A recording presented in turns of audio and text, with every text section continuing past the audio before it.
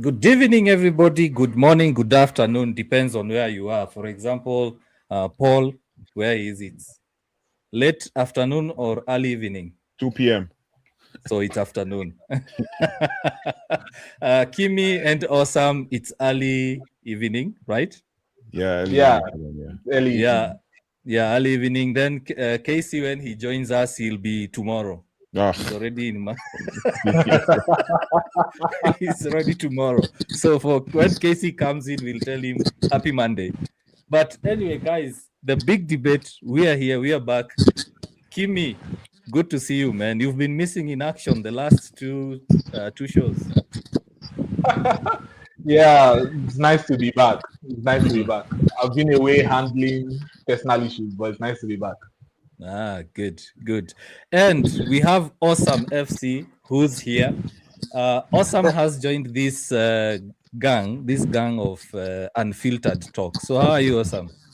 I'm doing great. I'm doing great. Especially Good. after watching Arsenal lose to City. It's really made my week. Yeah. And before we went live, United Talks or Paul, he was saying that he feels sad for Arsenal. You can look at his face. He's not yeah, happy at all. yeah. I feel sad for Arsenal. Trust me, guys. Yeah, but Like, but their fans will never make me feel sad for them. yeah. But the truth is, over the years, I've come to learn that there are some of the fans that are good. It's just Yeah. that the good fans are outweighed. The bad fans outweigh the good fans. And what I mean by bad fans, I mean the fans that feel like if Arteta wins this league, he's the best manager ever. Fans Mhm. that feel like if Arteta wins this league, that their midfield is better than that of Barcelona or Chelsea or anybody in the league. Those kinds of narratives that they try to create. So I feel Mhm. sorry for the good ones who believe that this football they played this season has not been good. Mhm. Yeah. And Yeah.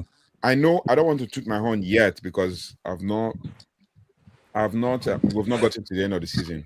But what I can assure you is this: that the team that played Manchester United in the first leg of the Premier League, first game, Yeah. first leg. Yeah. You remember, I said this on my post match. I said, if this is the team that wants to win the league, and that's the Mhm. way they are going to play all season, then they're never going to win this league. Mhm.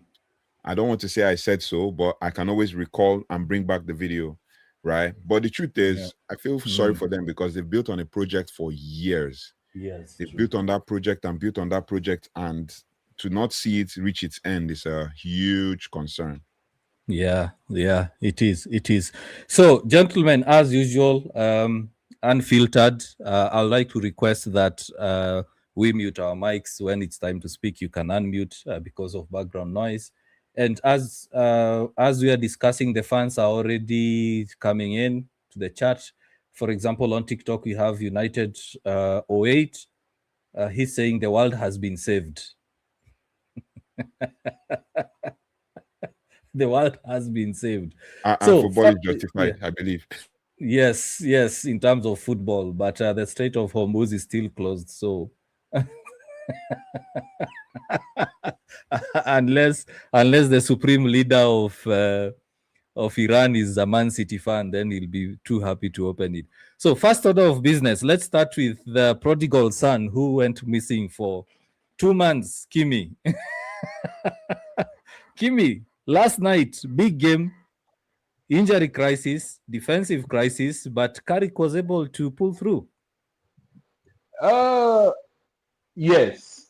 Mm, I would say yesterday it was more Chelsea being bad mhm. than Carrick pulling out any sort of proverbial magic from Yeah. his heart.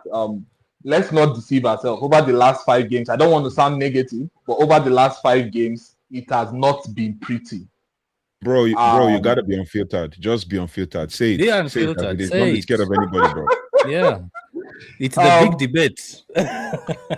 I was watching a video earlier today and I saw a comparison between Amorim's last 5 games and Carrick's last 5 games.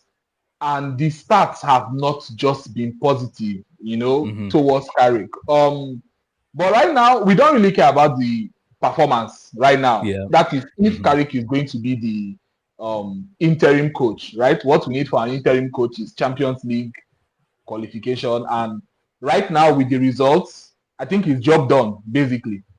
I think his job done. So I'll take the 3 points. And Bruno Fernandes, that's all I have to say. Bruno Fernandes. That is just everything I have to say about that guy. I don't need to say anything more. But yesterday, yeah, I will take the 3 points. And then I also want Manchester United fans to stop sleeping on Ayden Heaven. I think the fans sleep on that guy, even the coach sometimes. I understand because he came with a very minimal price tag compared to Leny Yoro. So there is this less pressure for him to play game in, game out. But anytime you watch Ayden Heaven, there's a certain level of maturity on his shoulders. I don't know if it's coming from the fact that he was playing as a defensive midfielder earlier. So there's a certain level of ball control with him and a certain level of positional intelligence when it comes to his positioning in defensive. There were some tackles in that game that he makes that kind of, if you switch off one corner of your brain, you see a little bit of Wan-Bissaka in the way he tackles. He's actually a gem. Another terrible decision by Arsenal. Long may it continue. Arsenal are taking the punches. Arsenal are taking the punches. Awesome. I was in your live when you were discussing about the Chelsea and United game, and you are not hopeful. In fact, before the live, you seemed to take back your words about that game. Yeah, exactly. I wasn't hopeful because, when you are making analysis, you don't only analyze your team. You have to look at the way other team plays. And after watching the first half of City and Chelsea in their last match last weekend, then you tend to realize, I said something, if Chelsea is going to play Manchester United this way they play City, then we are going to be in trouble. And we saw it, but the fact is just that they are not being clinical enough, and the fact that we are facing defensive crisis. And so that was what I said, and I will always say it. I think before I traveled last week, I said something like about the Leeds game, that if the pressure from this Leeds side, we will not be able to contain it. And that was why I felt Manchester United won't find it easy, and we may not even win the game. And it happens. So there are times you want to analyze game, you look forward. You have to look at the way and study the way your opponent are playing. Don't just make analysis based on you as a United fan. So I don't do that. So, and I take back my words. We won, but was the performance okay? No. But at the end of the day, as it stands, the 3 points matters. But with the last 5 games that is left this season, we need to increase the intensity a bit. If not, it is what it is. We may end up in a position that we don't actually want to find ourselves. True. Paul, United Talks podcast, in your analysis, in your pre-match analysis, you did mention that Carrick needs to show that actually he can do the job.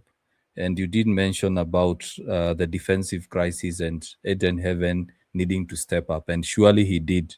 And you did mention before we started that, or when we started, that Ayden Heaven is actually good. So what's your take on the next 5 games? Because Aston Villa won. They beat Sunderland. Liverpool won. And of course, Chelsea have lost. They seem to be out of the UCL race.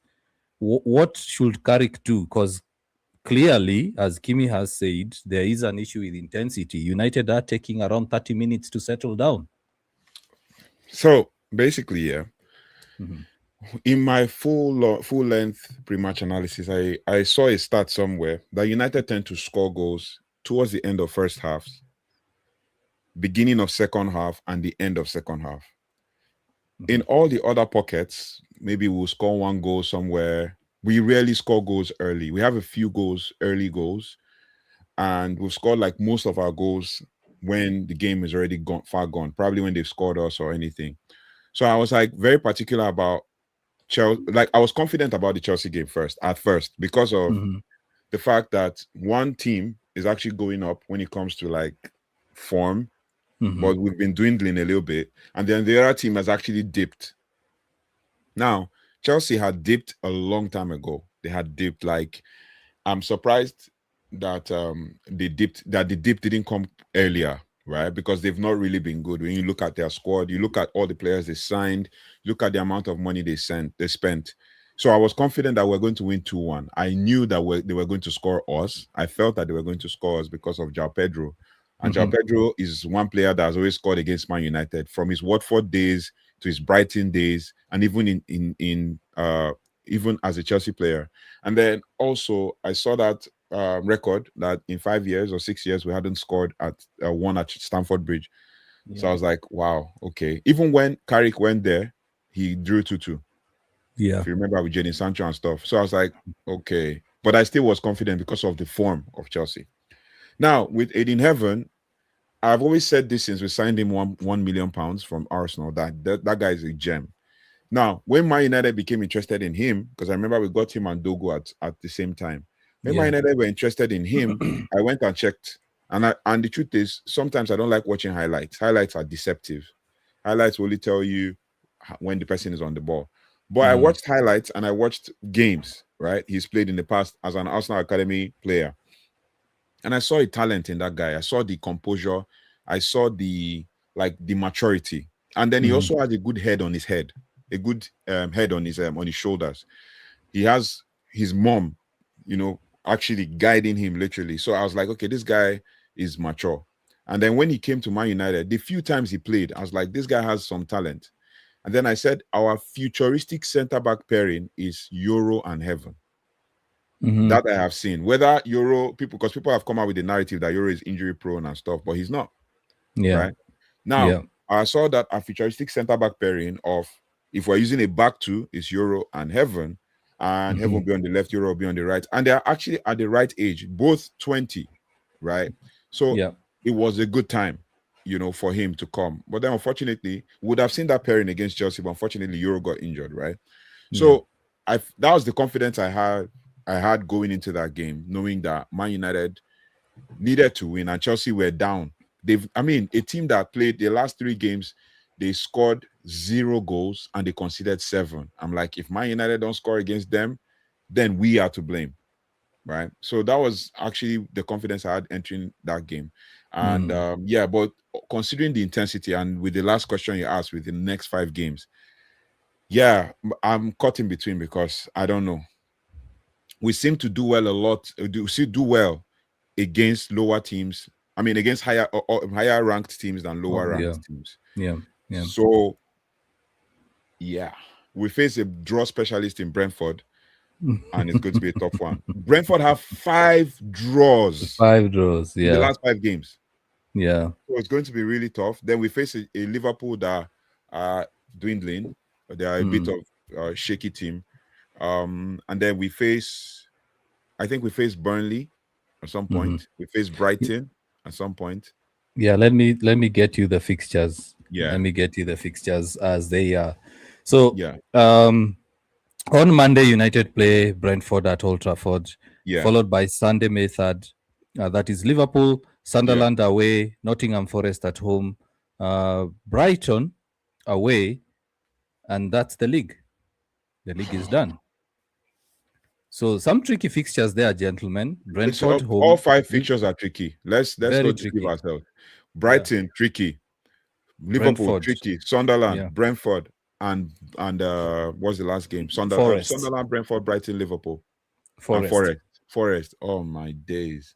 So we cannot go into these games with the intensity that we have right now, bro. We were literally in this Chelsea game. We're doing something called which I just learned that the last week or last 2 weeks, passive press, where we were positional, we were not moving, and we allowed them to pass. And then once they make that line-breaking pass, we press on them. That's not good. That's not sustainable. That's not helpful. That is not healthy for this team. And the moment they score us, then that's a problem. So, and with our depleted back line, it's going to be a problem. Anyway, Maguire comes back after maybe another 1 game. Maybe he'll be back for the Liverpool game. Martinez is back for the next game. And I thought he was only missing the Chelsea game. It was a 1-match suspension. I think they added Oh, one more. They added the extra. they added one more. Okay. Yeah, for insult. Okay. I think one more or two more. So they It's added one that. more, Because he insulted the ref or something. So yeah, Man United yeah. unfortunately did not appeal the Martinez one, so he couldn't play this last game. And it was good that Martinez didn't play, because they would have said it is Martinez and Mazraoui. I can bet you that Carrick would do that, and nobody's talking about it. Like Kimi Yap said, basically we should not be sleeping on Eddie Heaven. Eddie Heaven is a Man United player. He is mature. The players are waxing lyrical about him, saying stuff like, "Oh, he talks a lot. He's willing to learn. He wants to soak in and stuff." Like, that's good thing coming from him. So yeah, for me, the 5 games, I'm a bit skeptical. I might have to analyze in detail to be able to tell you what I think. But yeah, it will take some miracles and some counter attack to be able to, and for Mbumo to get back in form, and Ahmad. Yeah, Crazy. because if we look at the lower ranked teams, United lost to Leeds, drew to Bournemouth. Yep. They were beaten by Newcastle. Everton. They beat yeah. So I'm just looking at the recent fixtures under Carrick. Okay. So at least when Carrick came on, 4 wins on the bounce. Among those wins was Fulham, and it was a very, very tricky fixture. And then Tottenham, of course, we can regard them as a highly ranked team, although they have their own issues there. Yeah. Then drew to West Ham, at least beat Everton, a very, very tough fixture there. Beat Palace, but lost to Newcastle. Beat Aston Villa, who are also having issues. Drew to Bournemouth, lost to Leeds, beat Chelsea, which is a big team. The next one is a lower ranked team, which is Brentford, and then a bigger ranked team, which is Liverpool. Both fixtures at home. Awesome. Looking at how United are playing, looking at the current squad the way it is, because Carrick can't sign any player now. What does he need to do? Because also Casemiro is looking like he can't run. And Casemiro was a very fit player. What's happening to Casemiro? I think we all know Casemiro's age, and we all know the demands and intensity that comes when it comes to Premier League. And so far this season, apart from that red card or 5 yellow card he picks up, I don't think Casemiro has actually missed any match in this team. And we are gradually coming to the end of the season and the World Cup year also. So it's natural at times because it's human factor. And I think fatigue is settling already for Casemiro. Yeah. And it just needed, if we have players that can actually give us about 70% of what Casemiro is giving us, then he can be rested and he can come from bench for as he stands. And sometimes it depends on the kind of mood he is. You know, at times a player may be facing one or two that you don't know.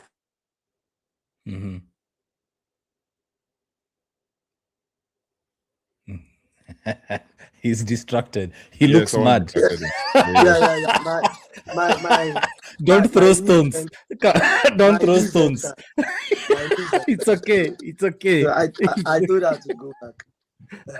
It's okay. So the way it is, Casemiro, a lot of factors, but we have 5 matches left, and it all depends on the gaffer. To be very honest, it all depends on the gaffer. But I think right now, since we have Mason Mount back, we need Mason Mount in the next 5 games. Before the Chelsea match, in as much as anything 3 at the back is traumatic for about 90% United fans. Reduce it to 70% because there are some sensible fans out there. 70%. Who are quiet. Yes. Yeah, let's say 70%. If we actually play a 3-5-2 formation while attacking until the season is over, the intensity should be high a bit, and we are going to get the desired results. Pierre put both Minor, Casemiro, and Mount. Let Mount be the one pressing forward whenever we are attacking. He advanced into the number 10 row. Then whenever we are off the ball or in transition, he comes back to the number 8 row. Then they will be able to complement each other. Then you have both Casemiro and Mino staying back, doing the dirty jobs. But at the end of the day, what do I know? It's just my opinion. I think that is the way we can actually up this thing and save our season. Then when we are defending, you can actually make it 4-5-1 mid block. It's okay. Yeah. So guys, there are a couple of gentlemen who owe us a lot. Fred is on that list again. Fred owes us a huge dinner. Yeah. Definitely. Dinner on a platter. I owe you guys a lot, Jared. Today's wife's birthday, so I've been really busy. You've been busy celebrating Arsenal's loss. Come on. Double celebration for me. Okay, good. Awesome has said his punchline. What does he know? Kimbi, what do we know as fans when we say that this United squad needs a rebuild? Because Awesome says Mason Mount should be key in this. I posted a video saying he should be sold. What do you think about players like Mason Mount? Yes, we might need him the next 5 games, but are those the sort of players United should go with next season? Absolutely not. Absolutely not. Mm-hmm. If we have a world where Mason Mount is a core member of the starting team for Manchester United next year, then we should expect something like this season. A season punctuated by chaos. Mason Mount's injury record is terrible. He has been having the same types of injuries, keeping him out for large chunks of time. Now, that's not to say he's not a hardworking player or he's not a good player. He's one of our best midfielders when he is fit. The operative word there is when he is fit. This guy, no, I cannot rely on Mason Mount in the midfield. He needs to leave. I love Mason Mount for Manchester United, but if we really want to be honest with ourselves, what does Mason Mount bring to Manchester United? I think the system where he could have thrived was under Ruben Amorim. In this current system where we are playing a 4-2-3-1, where do you put Mason Mount in? You want to play Mason Mount on the left wing, it's going to be a square peg in a round hole. You want to play him in the pivot, square peg in a round hole. The only place you can see Mason Mount realistically playing is behind the striker, and there is no way you are benching Bruno Fernandes. There is no way you are taking out an 18 assist a season attacking midfielder for Mason Mount. The downgrade is going to be felt. It's going to be considerable in the team. So yeah, it's unfortunate. It's a sign of Mason Mount is one of the last breed of signings for Manchester United when there was actually no cohesion between the coaching system and the board, right? Because even when he came under Ten Hag, people were surprised. There was a lot of questions, and what Ten Hag tried to do with Mason Mount was trying to play him beside Bruno Fernandes, basically with 2 number 8 and then a defensive midfielder, which left I don't need to remind any Manchester United fan of what happened under Ten Hag. The amount of space, the opposition were having picnics in front of our defense. So people like Mason Mount need to leave. I was hearing Awesome talk about fatigue, and I was a little bit bewildered. Are these not the same players that had basically a month off? So why are you coming back and you're coming back? I'm glad that they did not give the excuse of fatigue, because this is their second game back after almost a month.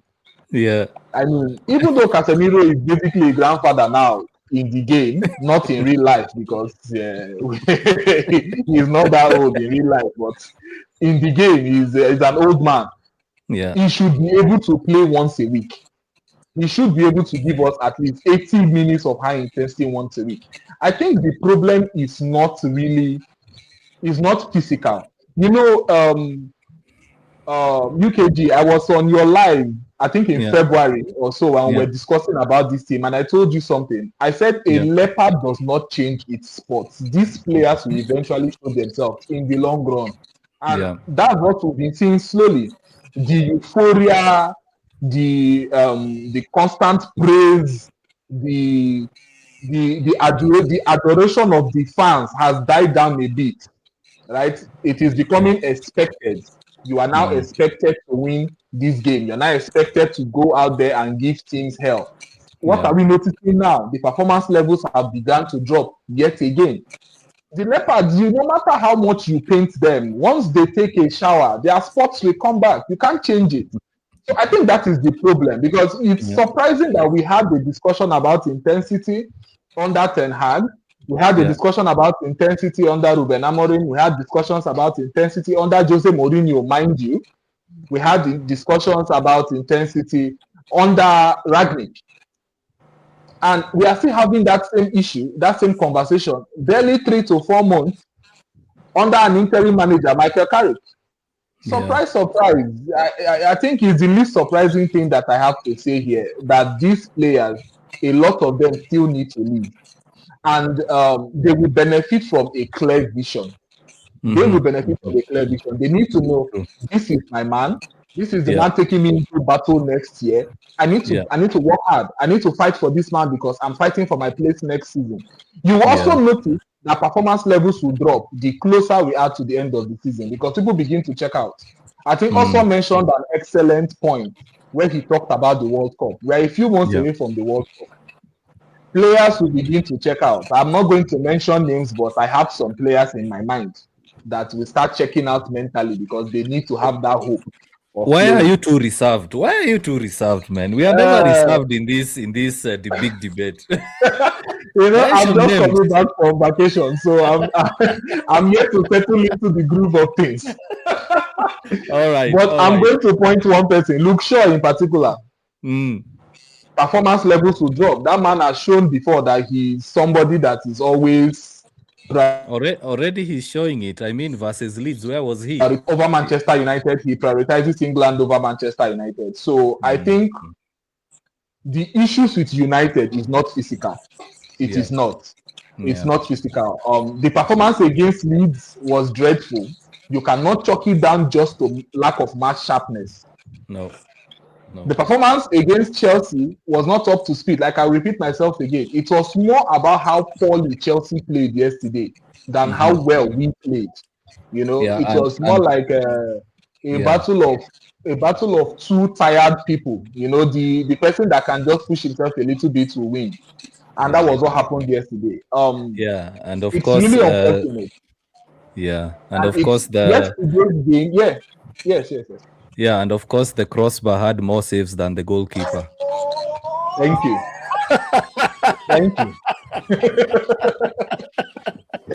The crossbar had more saves than the goalkeeper. That can tell you everything about that game. So I have my take on the Luke Shaw comment from Kimi. I think Luke Shaw, in his defense, has played the most games he's ever played in the entire season this season. In this Man United squad, he's the player with the most minutes. There are a few games, like 2 or 3 games here, he's been subbed off, like in the 80th and the 70th minute, but he's the player with the most minutes. One thing I can say about Luke Shaw is the fact that they've been able to. He's one player that I know that Amorim managed so well that he was able to play a couple games. And in truth, I have been impressed with his performance. Only that there is 1 or 2 skirmishes here, 1 or 2 games here and there that will show that this guy is aging. He's aging. Like there are certain games. In fact, in that Leeds game, there was a run. Bogle wanted to destroy him with pace. He was trying to catch up. And I'm like, bro, this guy is like, his legs are going. But then it all boils down to, for me, I feel like it all boils down to the manager and the coaching team and how they've been able to manage the team. And I said this, and some people came at me in the comments, like, how can you? In fact, one guy, that was the comment I read on our last meeting. One guy said stuff like, oh, in fact, he even said that's why there's a dislike option button on YouTube, and that's where there's something on YouTube that will recommend that I don't see your videos anymore, because how can you say the manager does not have game management skills enough to deal with issues? And that is what we're seeing.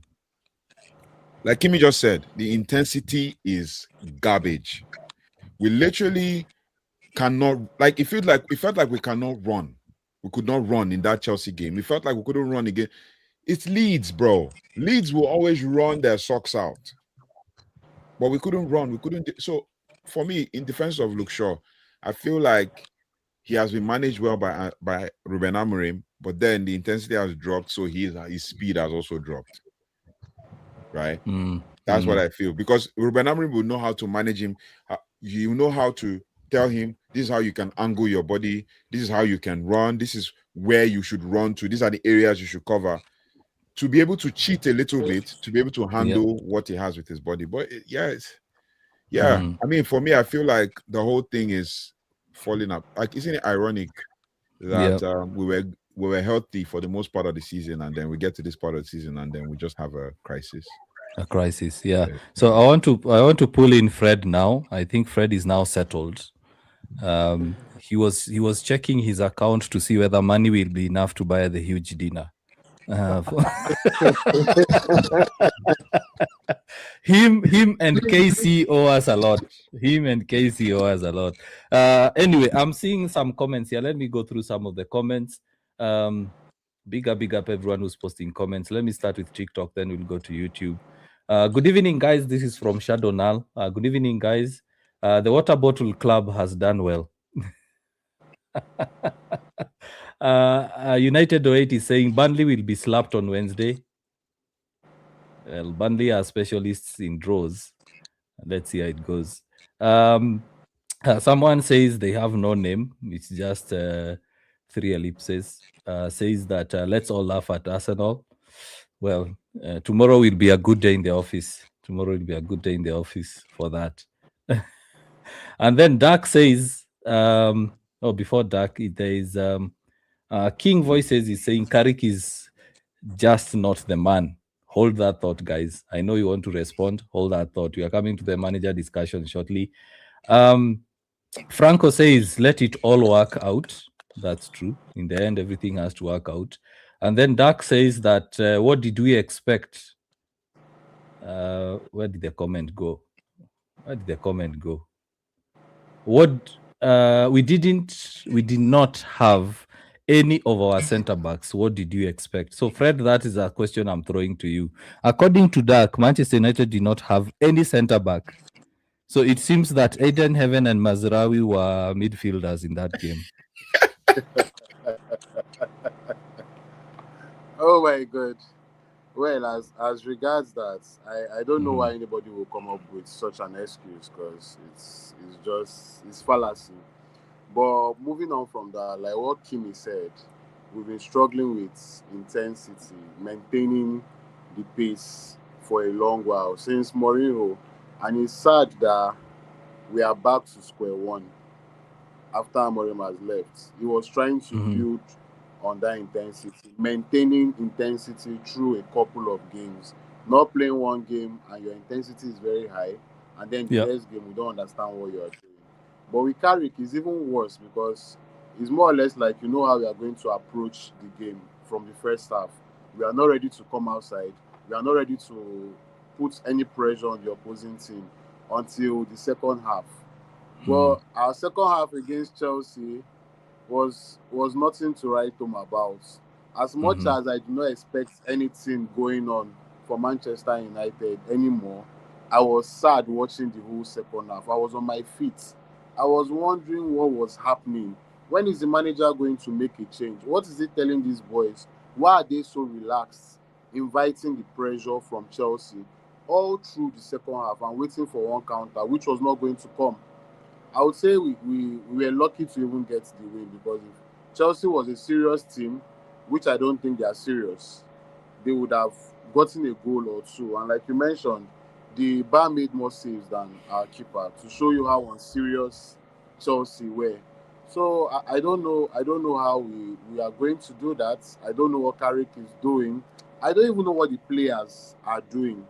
Because as much as we even want to blame the managers, you've rested for like how many weeks, and you are coming on to put in such low pressure performance. Do you guys not eat from the house? Didn't you guys have a good time with your families? Are you not being paid? What is the problem? You guys need to see a psychiatrist to check your mental level if it is high or something. What is actually happening?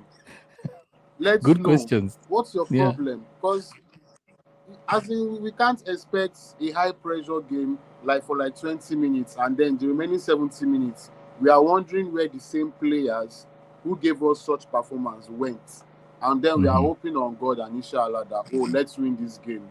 It's quite saddening, and I hope the new manager and the board are really looking at this to add, would I say, more players to the team to help with our pressure game, because I think that's the major thing we are struggling with. It seems like we cannot cope with the pace of the Premiership, because if Leeds can run us that way all through.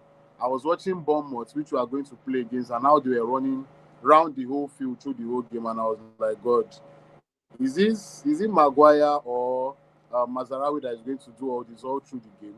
We are in trouble, or even Luke Shaw, like you guys mentioned, we are going to be in trouble. So I'm honestly looking for how we approach the game and what we do moving forward. True. Awesome. There's someone here called Francis. Francis is trying to become cheeky. I want you to respond because I know you love such kind of people. I would love to. I would love to follow Awesome after that, because I was waiting for that. Still hanging on to Amorim. Can you move on? And then he says, "Oh, it's obvious. Everyone on this live are all Amorim lovers." So awesome. Let me throw this to you. You know one thing about life is people tend to deviate from the truth, and in as much as every managers that has come to this club, we've always been talking about them. We still talk about Mourinho, talk about Ole, talk about Ten Hag and everything. So sometimes when you have a situation to relate things with, you have to talk about it. Talking about Amorim and stating the obvious doesn't mean you are hanging on to it. Is joyful, like it's a thing of pride to about 85% of the fan base right now, that no matter which way you manage to secure the 3 points, it matters. But what is the continuity? What is the longevity? And what is the actual this thing that actually comes behind it? Okay, you actually want a team that will struggle to win a trophy this season. Going into next season, you are not able to like compete at the same level, then win another major trophy. I don't want that type of United. You understand? And as a matter of fact, starting from since this season started, I've limited my expectation from Manchester United. So anything that happens in the next 3 seasons, maybe some kind of success, is just like an add-on. But as far as I'm concerned, I've limited it because we state the obvious. You have a coach or a manager that is trying to like set the pace. You brought in someone to reset everything, to bring back the glory days, and is on that run. What Manchester United faced last season is the same thing Liverpool is actually facing right now. The same thing Pep Guardiola faced. But what actually made a difference was that Guardiola, Liverpool, they don't have disastrous team members. Last season, we have disastrous Onana. We have player that has character, that has egos, that we need to flush out. Then what happened this season? You brought in players, and all these players, you saw the improvement in our forward line. When was the season we actually have this number of goals and we actually have this number of goal difference? The problem we have right now coming into this season is actually like our midfield is being penetrated, is being run through week in, week out. And you just have to talk about it. Intensity has dropped. When Ruben Amorim was here, expected goal on the statistical table in the league, we know where we are compared to now. See, we became one of the most dangerous teams to play against. For a Rapper fan to be telling me I'm actually happy Ruben Amorim was sacked, I asked him, I said, why? Because he said he's seeing the trajectory of Sir Alex Ferguson reign in him. If a Rifle fan should be happy that Amorim was let go, then you should sit down and think about the whole thing. When a team is in transition, a lot of things come into play. Nothing is certain. Uncertainty comes. The games you felt like you are going to win, you don't win it. The games you feel you're going to lose, you don't lose them. And you draw a couple of games. And I used to say it, if Liverpool actually lives and slots for the next one season, Liverpool will be one of the most dangerous teams to play in the EPL. But at the end of the day, what do I know? Well, yeah, what do we know? It's actually okay, yeah. Let's hear from. I can see that Francis. I remember Ojiako is his name. Francis is coming for me in the comments. Right, he particularly mentioned me. It's United Talks, yeah. On the go check me out, and then if you want, we can have a debate and have an out-and-out debate talking about things like this, bro. You have to be very, because the truth is, one thing I've noticed about United fans, and I've come to this conclusion, also will know this. I came out, there's a WhatsApp group we're on, and I said, right now I know that there are content creators and there are banter creators. The content creators create content, they analyze, they give you details and everything. And then there are banter creators that create content with emotions. They come and tell me Michael Carrick is the best manager that has ever happened to Man United. I've seen those comments in my own videos. Bro, before Michael Carrick will win what Amorim has won right now as a manager, it will take him a couple of years. He tried it with Middlesbrough. First season, second season, couldn't even get through. Guess what? Middlesbrough are third in the championship. Let's get it right now. If you want us to bash Michael Carrick, we'll bash Michael Carrick. If you want us to tell you the truth, we'll tell you the truth. And the truth is bitter. That's why it's difficult for you to accept. He's asked, what truth? You talk about intensity. Where was the intensity in the first leg? They freaking outplayed us, but we won the game. Go and check that first leg. You will understand that it was Amorim's tactics they were analyzing after the game, not even how Chelsea played. How did Chelsea get that red card? How? Long ball. Ayden played a long ball to the striker. He didn't play Benjamin Sesko in that game. I can tell you all the lineup that started. He started with Mbeumo as the striker, and he put Mbeumo against Chelsea's tallest defender and say, you know what? Don't worry about winning first ball. Win the second ball.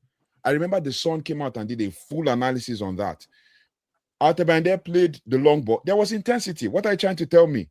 What are you trying to? They outplayed us. Is it ball possession you're going to use and look at it? Go and check the XG. Then you'll get a sense of what we're talking about. Ayden played a long ball. Mbeumo did not need to challenge. He just needed. Yeah, that's what I just said it. He just checked the ball possession, and his ball possession he used as his intensity. I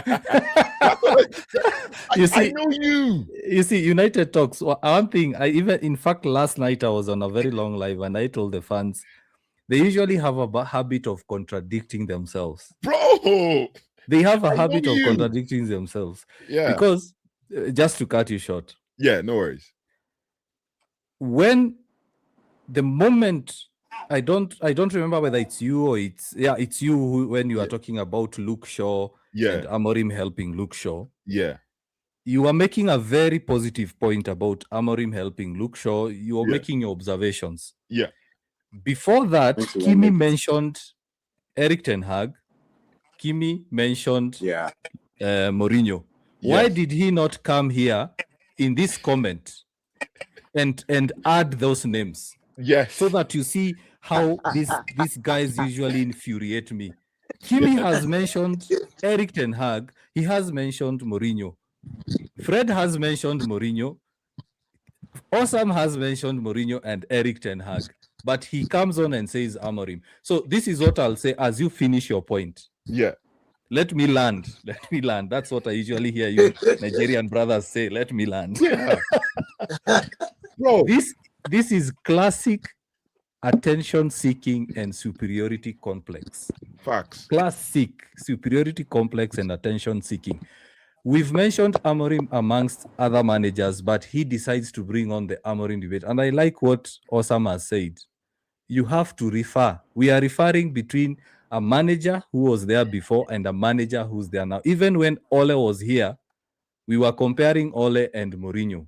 Yes. We were comparing Eric Ten Hag and Ragnick. So anyway, sorry to cut you short. No worries, man. Like I agree with you. Like you actually know people that does that. People that have seen the light and they are not willing to take back their words. Yeah. So they tend to yeah, that's exactly what I was going to say also.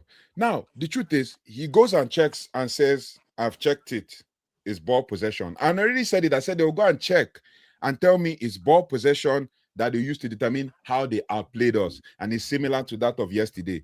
I remember the Suns specifically. If you want, I can pull up the video and stuff on the Suns TikTok page, specifically analyzing how Amorim outwitted Maresca. This is a guy who is supposedly going to be the coach of Manchester City. Amorim outwitted Maresca. Immediately we scored that first goal. Maresca panicked and started making changes. Is that a team that was in the ascendancy? No.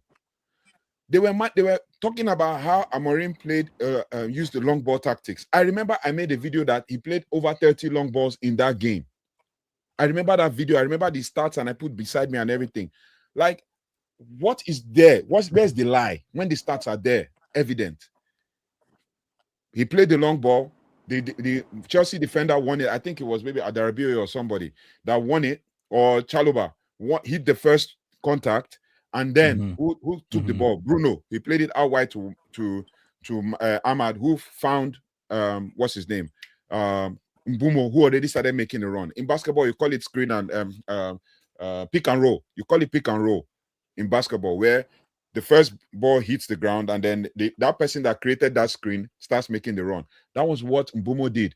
And he was one-on-one with Sanchez, and Sanchez, he beat Sanchez to pace, and Sanchez hacked him down. And that was why they got the red card. What happened? Maresca panicked and took off Kopama. Yeah. Like, it's there for all to see. All I was hearing is, and even Carragher, that we don't like, came out and analyzed that it was second balls that helped Man United to win that game. Amorim adjusted his team, Man United, to the team that he was going to face. That is why when we were facing Newcastle, who remembers how we played Newcastle? Do you know that Newcastle have played us? They have played us when we beat them 1-0, when Dogu scored. It was Amorim. And guess what?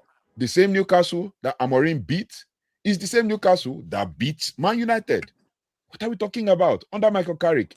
If you come and talk about that now, someone will come and tell you, oh, we had injuries. Oh, we started with Mazraoui. Oh, we did this. Bro, the intensity dropped from Fulham's game. It's there for all to see. We've said this.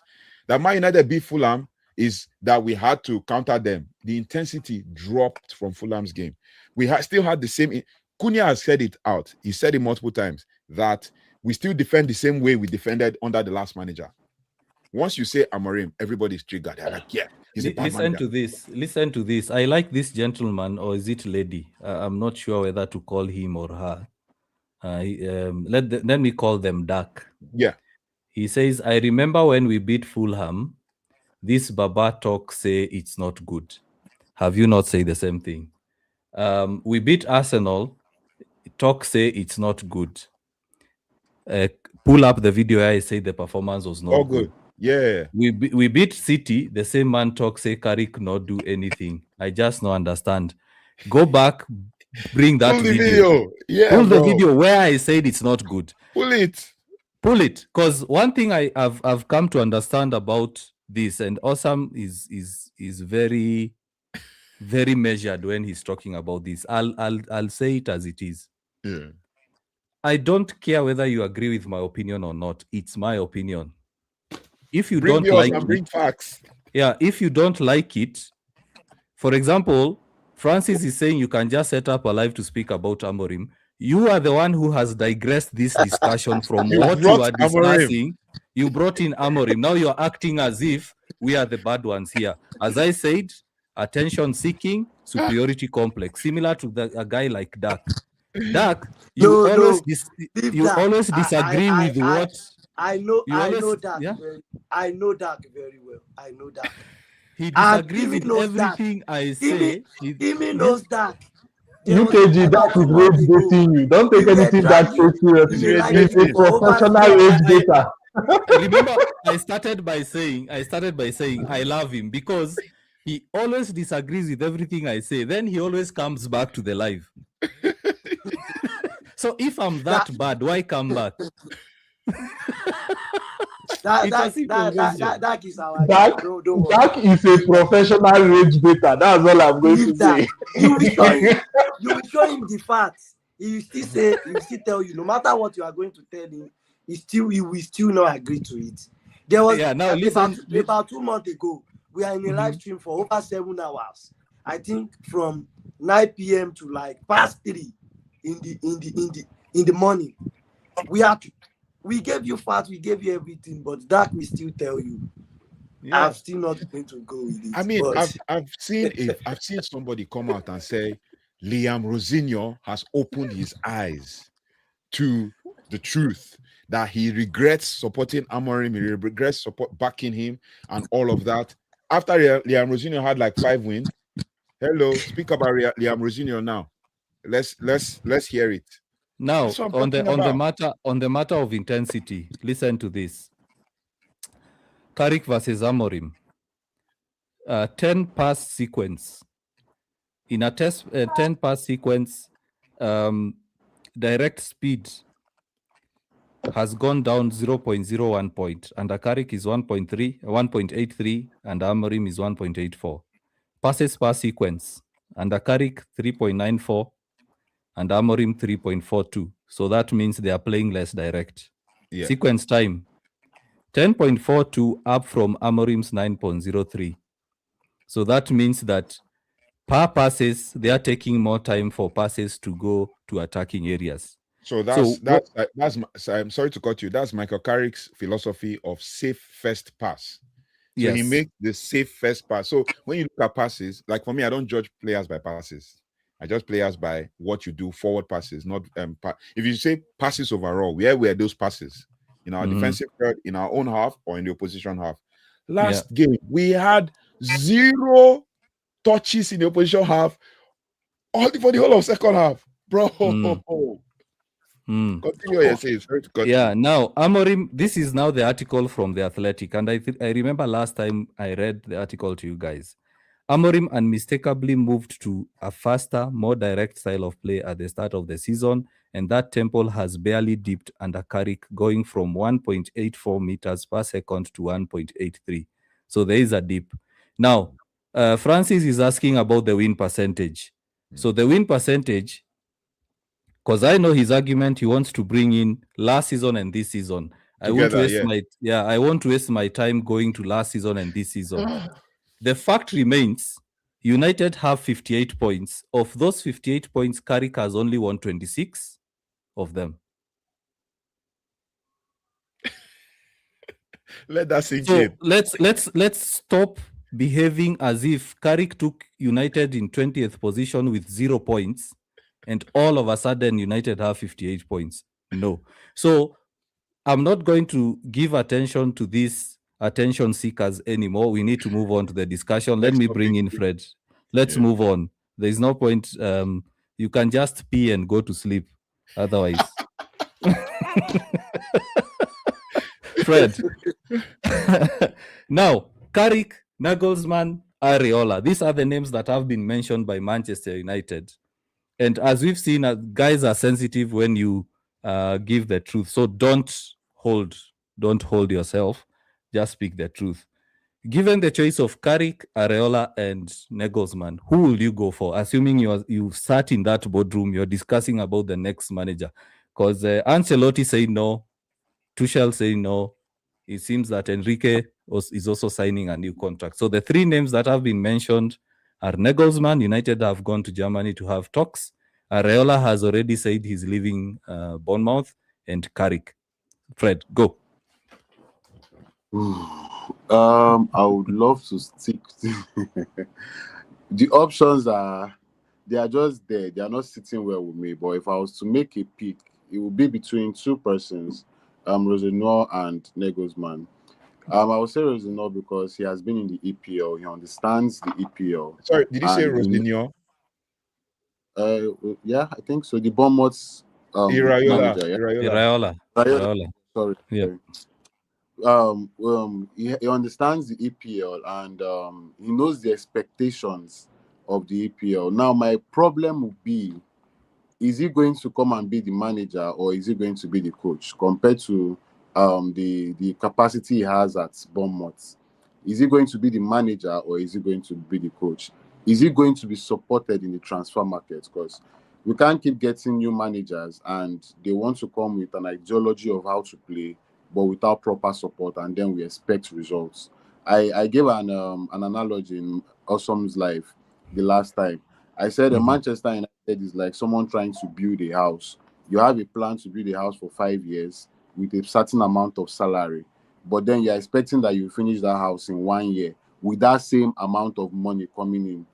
It's not possible. You're only going to stop at, let's say, the foundation level. You are not going to finish the house in 2 years because you've not put in the right amount of money, which is going to bring in the workers to finish the job. So I don't know. I don't know how we are going to navigate around that. Now, if I say Nagelsmann, I've always loved him from a long time ago. I loved him so long a time. But again, it's down to support. It's down to support. We have someone like Wickles who is saying he's the director, and yet he has a coaching ability in him, a managing ability in him. So he wants to be the manager of the club and then still do his job. So how do we balance the ego in the board, and then that will allow these managers to actually do their job and give them proper time to achieve whatever is set for them with the right supports? Let's not forget the support. The support for me is supposed to be constant, regardless of the manager. Regardless of the manager that is coming, even if you are keeping Carrick, they have to support these managers. Now, the second thing would be: are they going to be given enough time to achieve whatever goal is set for them with respect to time? Is this something that is going to happen? So that's where I'm a bit, I'm in between. So I'm either going to go for the now ex-Bournemouth manager or Nagelsmann, between the two of them. Kimi, I know you are very passionate when it comes to that point of view, like the board needs to support the manager. So do you still hold that same point of view? Then we'll have Awesome, then United Talks, speaking about the three managers who they will go for. Honestly, Manchester United's manager search is always, it bewilders me most times. The structure behind the scenes, it's confusing because in one end it is very clear. You know who the director of football is. You know who is running the recruitment. You know who is the scout. You know who is operating as a technical director. But in operation, it's not as straightforward. So bringing in a new coach into the system, it's odd for me. The last time we had this discussion, I said just give the job to Carrick, because you're looking for a yes man. Carrick is a yes man. He's not going to bite back. He's not going to bite back. You want a manager that is going to play a 4-2-3-1 or 4-3-3, as the case may be. Carrick has already been playing a 4-2-3-1, right? You want a manager that can give you results. For what it's worth, Carrick is not a manager that can win you the Premier League, yes, but with the amount of points that he has been getting, he can do what the Glazers want from Manchester United in the foreseeable future, which is consistent qualifications for Europe. So it seems quite weird that there is so much discussion from outside, in my opinion. Not necessarily because I love Carrick and his brand of football, but for what the club is. People seem to look at Manchester United as the Manchester United from 2010, or they look at Manchester United as Manchester United from 2012. They are almost two different clubs. If you really want to watch Manchester United from 2010 and Manchester United from today, it's almost like you're supporting a totally different club. There is very little to draw. There's very little similarity apart from the fact that they still play at Old Trafford, they still wear red, and they still answer to the Red Devils, right? The club is a very different beast. That being said, I think Nagelsmann is going to struggle coming to Manchester United. He's going to suffer from what I will call the Amorim syndrome. A coach that has done well in a foreign league, done well outside of the Premier League, a young coach, mind you. People seem to think because Nagelsmann has been around, his name has been floating around for a while. He's an old man. He's a very, very young guy. Coming to the Premier League, mind you, Nagelsmann still hasn't won much. Even during his time with Bayern, wasn't really that successful. Yeah. So coming to the Premier League with the CV he has, he's going to struggle. And there is also this conversation of signings, egos coming back. There's still conversation of Rashford possibly staying behind if Barcelona don't pull the trigger this summer. How is that going to be handled? So Nagelsmann is going to struggle if he comes back. Manchester United is a beast that will eat him up. And who knows, if he comes in the summer, within the next 12 to 30 months, we'll start having conversations of don't ever mention that previous manager's name. And some people will now start changing Nagelsmann. They will say, we call Nagelsmann the N-word. They will say, don't mention the N-word on your live. Nagelsmann is not the N-word. And I will tell them to pee and go to sleep. Exactly. And that's going to be the issue. For Iraola, I think Iraola doesn't really fit Manchester United that well because, yes, he plays a 4-2-3-1/4-3-3 hybrid system. But then again, back to the reason I said earlier, the structure is not really as straightforward. I think Fred also said the most important thing. We have a director of football that has openly come out to say he sees himself as a coach. We have a director of football that is on record telling a manager a formation to use, right? A system to use. After agreeing and signing contracts with this guy, you're telling him to change the system. That level of tinkering and that level of interference, I don't think Iraola has ever operated under that level of scrutiny, and he's going to struggle, especially given the way Manchester United is. I think qualifying for the Champions League this season is also going to warp what success and failure is for Manchester United next year. Don't forget that. When we qualify for the Champions League and we wear that football with the stars on our badge or on our shoulders next year, every Manchester United fan automatically will expect you to go to the Bernabeu and slap Real Madrid 3-0. They will forget that this is a club that was basically battling for lower mid-table last season. They will forget this is a club that up until January, the expectation was Europa League football, right? So that expectation management, I have not seen Iraola as a smooth talker. I've listened to some of his press conferences. He's not really a smooth talker. He is not someone that can drag everybody, especially this fan base, along. And if the results don't come or don't go his way, which we will definitely have poor results next season. Let's not delude ourselves. We'll have poor run of form next season. When that hits, it may be difficult for him to recover from, as we have seen with other managers in the past. For me, given the current landscape and the current setup of this Manchester United, I think they should just stick with Carrick. He has everything they need. Listen to this. You said about him not speaking the right words to rally guys around. This is what Iraola said in his pre-match press conference when he was asked the reasons as to why he left. He said, the seasons I have been here, I have been so satisfied. I don't want to also risk it. Sometimes you have to choose well the moment to leave places. I would rather regret leaving a year too early than staying a year too long. I have no idea what I want to do next season. I don't know if I will coach a club, a national team, or even stay in this continent.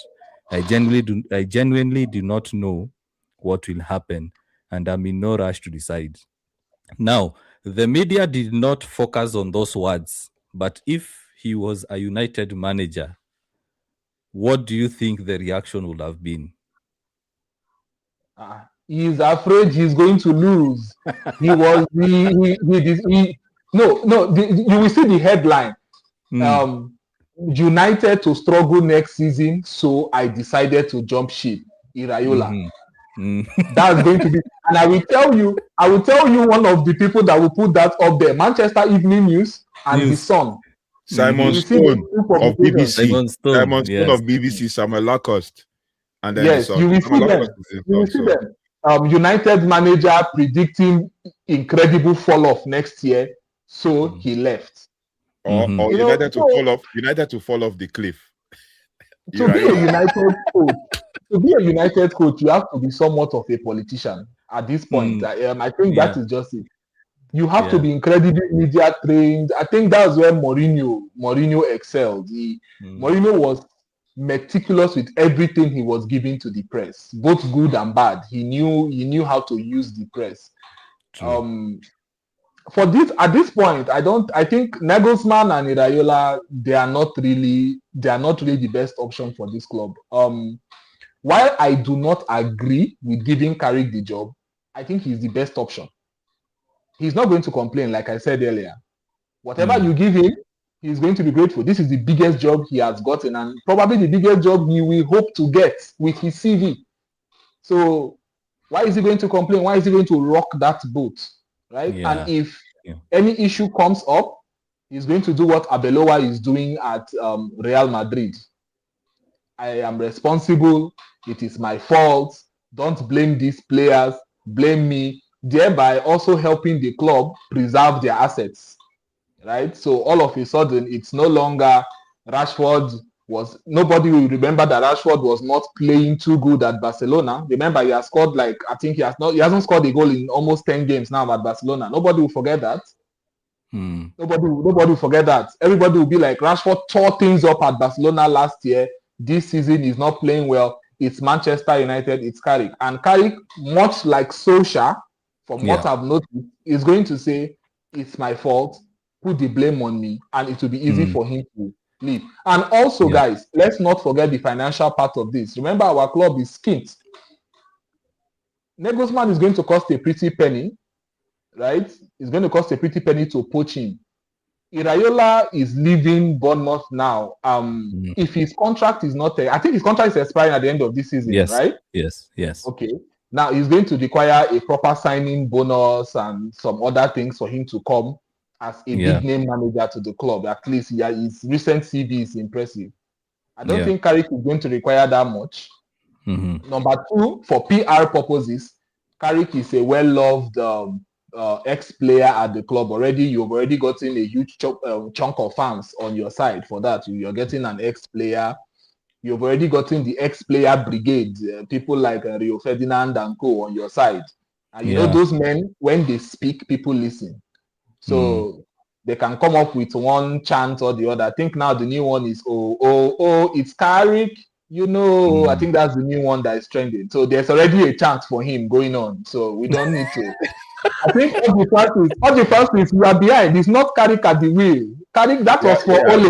I just gave you the latest chant for Carrick now. That was Carrick's chant when he was a player too. So he has a good chance. So I think at this point, all road leads to Carrick in my book.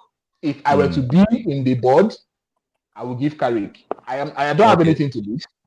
Okay, let's hear Awesome and then United talks. Fred is unsure.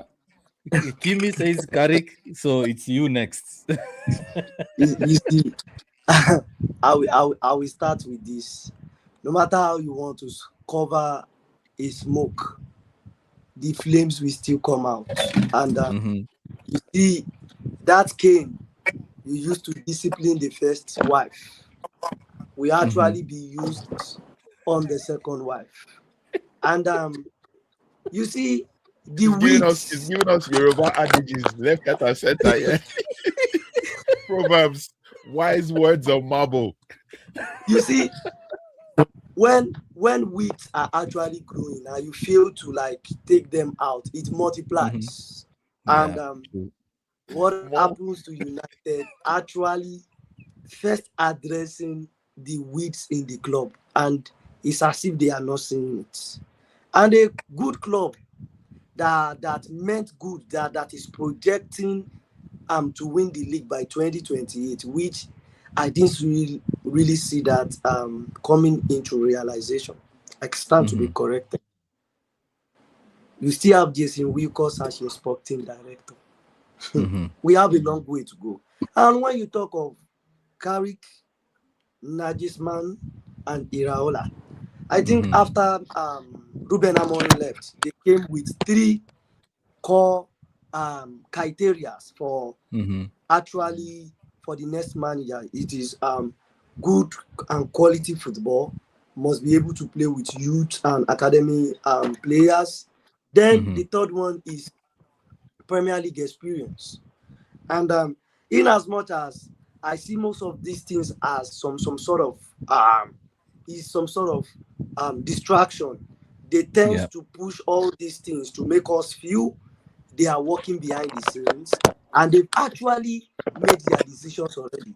If you have actually been following United Carrick press conference for the first few matches, you will understand where the ball has been hanged already. But let's move on. You see, bringing in Nagisman will not last in the job. He will be nailed. He will be nailed. And the fact is, in this fan base, we tend to like ride and look down and take young managers for granted, especially the ones that are not English products. We know the bias and we know the hypocritical background that is actually behind it. Then Nagisman down the line, he will come in to rebuild, and a whole lot of things we come into place. And we have a track record of United boards not actually backing these managers or coaches well enough. It is not even all about signing players or anything. Back them when the criticism comes, when the fire begins to burn, because a lot of things will come into play, because these people are not magicians, to be very honest. That aside, then when we look at it, Iraola got the experience. And if I'm to choose, I would have actually chosen Nagisman, but I think for me, Iraola will actually cut.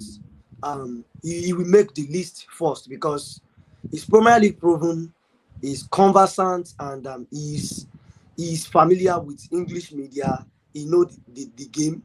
He's managed Bournemouth for a couple of years, and he will come in, do his work if United boards are willing to do the needful. I'll continue to say it, because I didn't see United board as a serious one already, in as much they've made their decisions. And for Carrick will struggle next season, and United fans will call for his head. You know one thing about this United player, the thing you feel like you are not going to like endure till the end, don't introduce it to Manchester United players. Carrick came in as an interim. He brought in a whole new dimension of play, because he wants to get that Champions League ticket for next season. When the season is over, if he gets this job, we know where the problem starts with United players. When you start implementing your style of play, your system, the problem sets in. And United fans will call for his head. I mean, I'll continue to say it. And United Talks knows in the group, as I'll still say it. You see, I want us to suffer within the next 2 seasons. Give Carrick the job. Let him continue. Our agony will become multiplied, and I'll go with Carrick. The decision has been made. I said it over 2 months ago. I'll go with Carrick because if you don't know the dimension we are actually driving towards, is it Kalanka or one of the press people was asking him what is the stand between the summer transfer signings, is discussion with Delson Wilcox, then you will know the actual answer already. Carrick is the man for this job. Let him take us further. He will bring us glory days. And remember, Francis is telling no us to British deal with manager. it. Yes, I will deal with it. But when the frustration comes, don't say it out. Deal with it inward too. Yeah. Don't come out and say Carrick this, Carrick out, Carrick that. Because by the time everything starts falling back, he starts implementing his system. We are in transition. We are not winning games. If you come out and talk, I will blast you. I promise you. So that's it from me. What do I know? Wise words. Let's hear from Paul. Bro, so while we were all talking, because I remember we talked about, having a conversation about managers, I went and pulled up the 4 managers. I'm talking about 4 managers, I mean, from Ruben Amorim to Michael Carrick to Julian Nagelsmann to Andoni Raiola. Before I go into stats, we already know, like Osama said, I'm not going to have a say on who we should go for, because I know that the board are going to go for Carrick. They're going to go for Carrick because all of the other managers will not want to be called head coaches. They want to be managers. Yeah. And when it comes to being managers, it means you are responsible for everything around the team. You decide what happens in the team. You give the final say when it comes to players signed. I mean, I'll give an example with Mikel Arteta. Mikel Arteta had a friction with Edu. Edu is director of football. But Edu also kind of overstayed because obviously the signings were not working. So they moved on from Edu and he moved to another team, I think Everton or one of these English teams. Nottingham Forest or was Nottingham it? Forest. Nottingham Forest. You're right. Then they brought in Andrea Bata. Andrea Bata is from the Basque nation, from Bilbao. And he's the kind of guy that has an eye for some type of sign, like some unique signings, right? Yeah. And Andrea Bata goes haywire, signs players, and then they're where they are right now, right? But he does not come and tell Arteta what to play, how to play, who to choose, who to pick, what kind of player. We were talking on a live on Friday when we said that there's even an issue with regards to players that were signing. I came up and I said, I played the devil's advocate. I said, okay, you know what? They are doing a triage method where one person brings a suggestion, they all have a conversation. That is Vivell, Wilcox, and Omar Berrada. And then they discuss it and they're like, okay, what are the pros and cons? Okay, do the cons outweigh the pros or do the pros outweigh the cons? Then if they've decided, Omar Berrada gives the go-ahead and then they get on with signing. And we've noticed that Christopher Vivell has been drifting towards the Red Bull style signing, Red Bull players, right? Because he has an association with Red Bull and it's easier for him to have conversations like that. That means they already know what they want and they already, like we have a Red Bull guy deciding the United DNA. We have a Man City former academy coach and academy director deciding the United DNA. We have a former Man City CEO, COO deciding the United DNA. That aside, now they're going to give Michael Carrick. This is not because I chose Michael Carrick. They're going to give Michael Carrick, and for Michael Carrick to succeed, he needs to be backed. That's number one. Number two, for Michael Carrick to succeed, he needs to be allowed to make the decisions. But they're going to give him because he's a yes man and he's going to agree, and because Michael Carrick loves the club and he understands the club. I've heard people come and say, oh, he understands the club, he understands the DNA and all of that. Fine. Don't forget, Michael Carrick started at West Ham, was signed from Tottenham, and played for United and retired at United. So let's pack that one side. Then let's come to the stats. Of all these 4 managers I've mentioned, all 4 of them, none of them came close to Ruben Amorim based on win percentage. None of them have come close to Ruben Amorim based on win percentage. Ruben Amorim has coached 3 clubs. He started with Braga B. Let's forget Casapia. Casapia he was assistant coach and all that. He didn't have coaching license. He started with Braga B. At Braga B, he got 2.4 points per game. He had 73% win percentage after coaching 11 games. 8 wins, 2 draws, and 1 loss. Then he went to Braga A.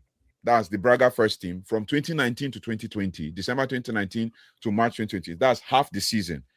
He had 77% win percentage. And he won 10 games, drew 1, and lost 2. Mm-hmm. We go to Sporting Lisbon. He had 71% win rate. He won 165 games, 33 draws, 33 losses. Anytime I bring this stuff, they'll say, oh, it's Portuguese league, nothing, blah, blah, blah, blah, blah, blah, blah. It cannot be compared to the Premier League. Boom. I will explain to you even with Premier League proven managers. Then you go to Man United. That's where he now had 40% win rate, 25 games, 15 draws, and 23 losses. Back Amorim aside. I've given you 77%, 73%, and 71%, then 40. Come to Michael Carrick. He has never hit 70% win rate in his career as a manager. At Man United, his first stint, 2.3 points per game, 67%. His Middlesbrough time, 46%, 1.6 points per game. His Man United time currently now, 2.2 points per game, 67%. He's coached 12 games. He's won 8, drawn 2, and lost 2. Park that aside. We come to Premier League proven Andoni Iraola. He has never hit 50% win rate. Never in his coaching career. His first stint as a manager at AEK, 45% win rate, 1.6 points per game. 13 wins, 8 draws, 8 losses. That looks very good on paper. Yeah. You go to his next, CD Mirandes. This is Spanish La Liga Division 2. 37% win rate. 18 wins, 17 draws, 14 losses. Pack that aside. We go to Rayo Vallecano, 41% win rate. 56 wins, 30 draws, 50 losses. Pack that aside. We come to the great Bournemouth from June 2023 to now. Shocking, 38% win rate. 46 wins, 35 draws, 41 losses. Oh. Premier League proven manager. Let's move that aside. We go to Julian Nagelsmann. Julian Nagelsmann has coached in 4 different places. He coached in Hoffenheim, Bayern Munich, Red Bull, RB Leipzig, Bayern Munich, and Germany. Germany currently, yeah. In Hoffenheim, he had 40. So Julian Nagelsmann is the one that comes closer to Amorim, but only in one stint, and that was in a great Bayern Munich team. Julian Nagelsmann has 55 wins, 43 draws, and 38 losses in Hoffenheim. He had 40% win rate. He moved on to RB Leipzig, where his win rate pushed up a little bit. He had 54 wins, 22 draws, and 19 losses. That's good on paper, 1.9 points per game at 57% win rate. Then he went to Bayern Munich, and he had 60 wins, 14 draws, 10 losses, and that is where he got 71% win rate. Then you now go to Germany, where he has 19 wins, 6 losses, 6 draws, with 61% win rate. So when you look at all of these numbers, it tells you something. It tells you that any manager that comes to Man United now and is not allowed to thrive and is not supported or backed is going to struggle. We have seen this with more than 10 managers. It is evident. You back him, if you back him wrongly, he will struggle. You don't back him, he will struggle. So what's the rationale of going to have conversations with Julian Nagelsmann, who will come back few days before preseason? What time will he have to meet with the guys? Yeah. He'll come back from the World Cup a few days before preseason. What's the rationale of going to Andoni Iraola, who will be ripped apart because he's a foreigner, and then he wants to build his team? And these same players that we're talking about, we're trying to push aside Amorim's intensity. Andoni Raiola is 2 times Amorim when it comes to intensity. Andoni Raiola is an intensity merchant because he's from the Basque nation as well. Athletic Bilbao. I remember I had an issue with him because they beat Man United 3-2 one time under Sir Alex Ferguson, and he was the right back then. Andoni Raiola is a running demon. That guy runs like crazy. So he puts his Semenyo came out the other day and said, all Iraola says is run. And that's why Semenyo is thriving at Man City. He came in and benched everybody in that forward line. Including Haaland. He benched Mamouche, who was signed from Frankfurt. He benched him. Doku barely gets starting time. Foden barely gets starting time. Sevinho, that was signed from Girona, barely gets starting time because of Semenyo. Run. Why did Man United want to go for him? What's the rationale of going for Semenyo now? The only players that I think will thrive under Iraola when it comes to running, you see Cunha, you see Ahmad. You see Bumo. You see Bruno. These 4, they will thrive very well under Iraola because he requires running. You see Menu is going to be on the bench. He's going to be on the bench. Oh, you want to rattle guys, man. The comment section will now be active. Let them be rattled. Do you know why Menu thrived yesterday? That was his game. That was the pace for him. It's okay. We are not pressing heavy. We're not pressing hard.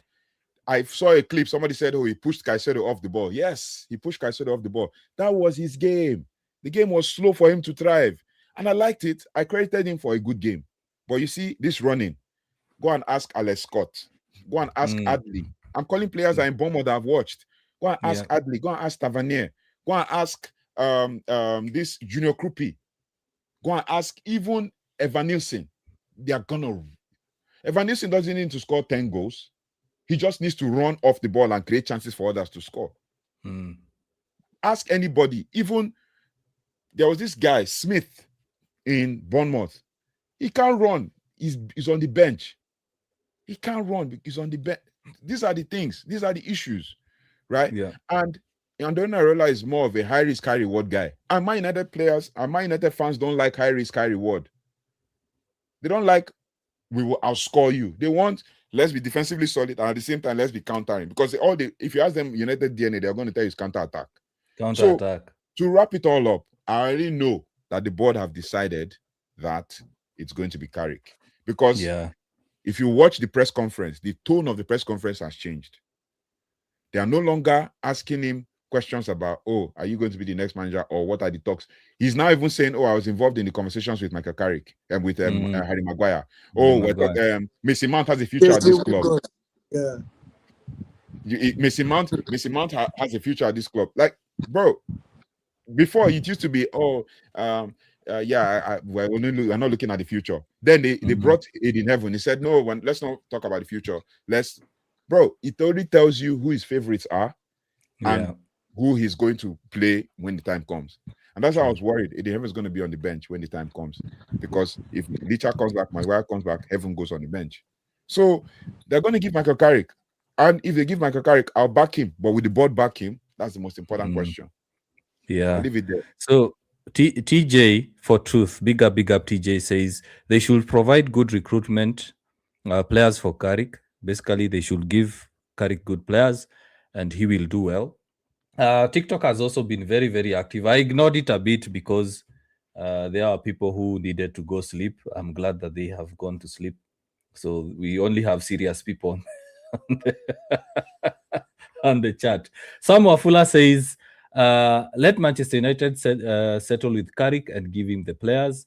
Nira, big up. You're saying hello, fellas. Hello to you as well. Sam is also saying that Carrick is good. I prefer Manchester United settle with him. However, the Monk Doll is saying that Nagelsmann will be ideal, but he is not a puppet. Wilcox will go for Andoni or Carrick. Sam Waful also says that giving the players, Carrick will be better. If I meet Arteta, they need to open the Hell's Gate. I'll deal with him personally. That fan is very angry with Arteta. Nira says, let's not repeat what happened a long time ago with Ole Gunnar. There are better choices out there. and that's the worry for most of the United fans. So my opinion on this, let me read this comment from the Monk Doll. She says that the problem we'll be having Carrick is sacking him mid-season, then we start again, and that's a genuine concern. Can I comment on that? Can I comment on that quickly? Yeah. When Rooney came out and said something, this same thing you talked about now.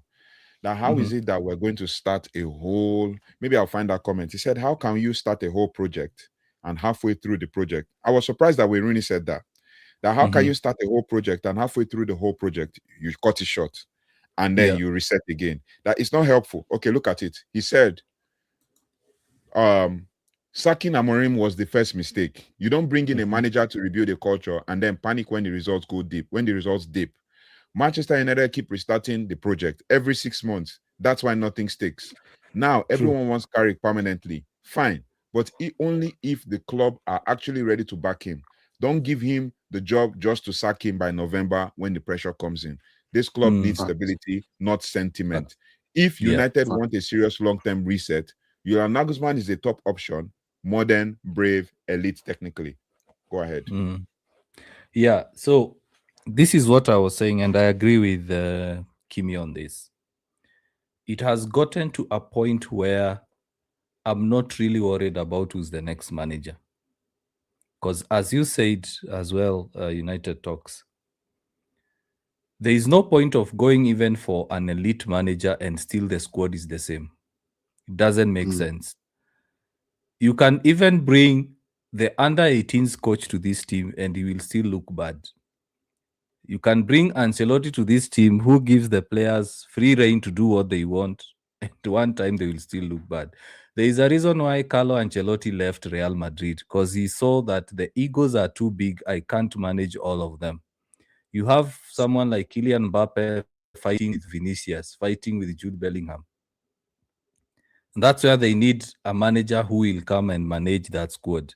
Now, I've gotten to that point where I'm not even researching about managers anymore because we know the cycle.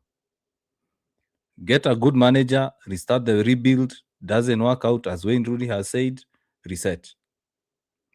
So United have become a club that even fans are clinging on to hope. That's why you find the likes of Francis, the likes of Dak are coming out, because it's like you're trying to tell them not to have good times anymore, because the bad times have been too many.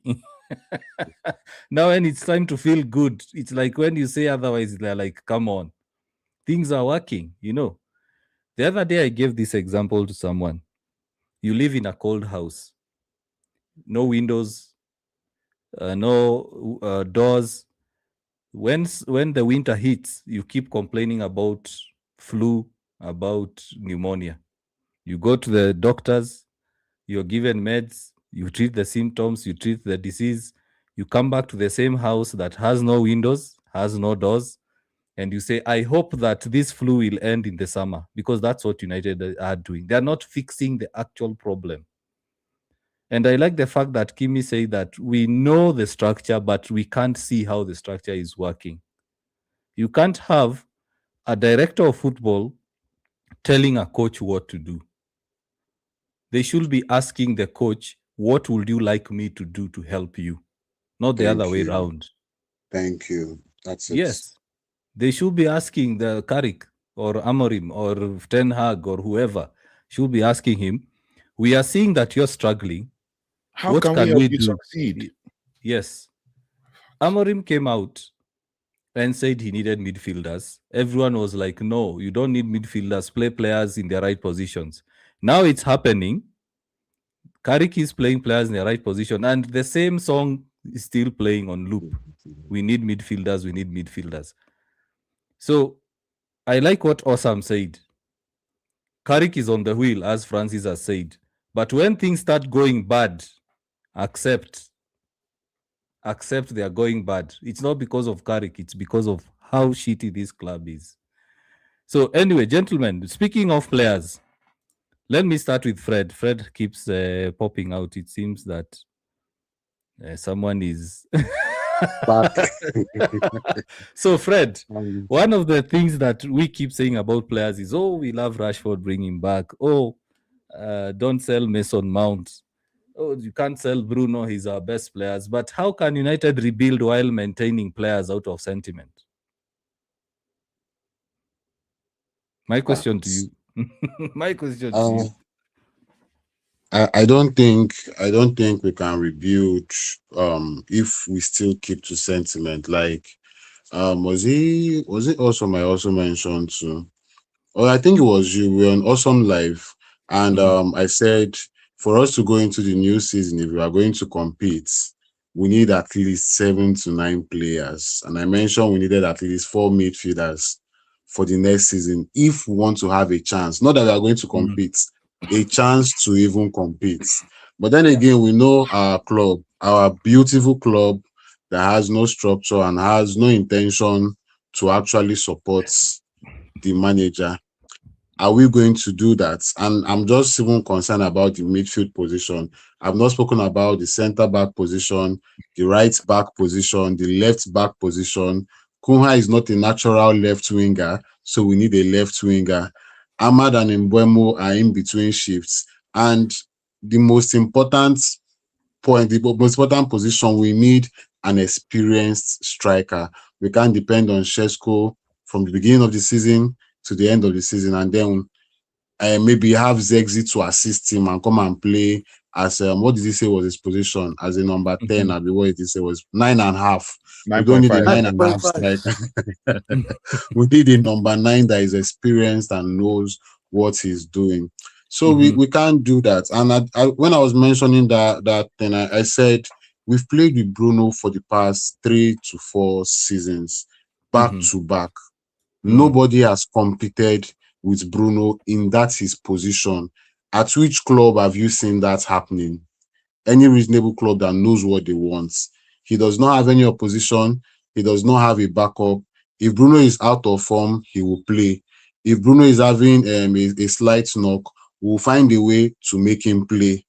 If Bruno is complaining and even demoralizing the other players on the pitch, we would make Bruno play. And that's why we'll come out and say, when Bruno is having a good game, Manchester United can play. But when Bruno is having a bad game, we cannot play. So we can't keep on doing that. And there was something that United KwaGround said. I think was it you or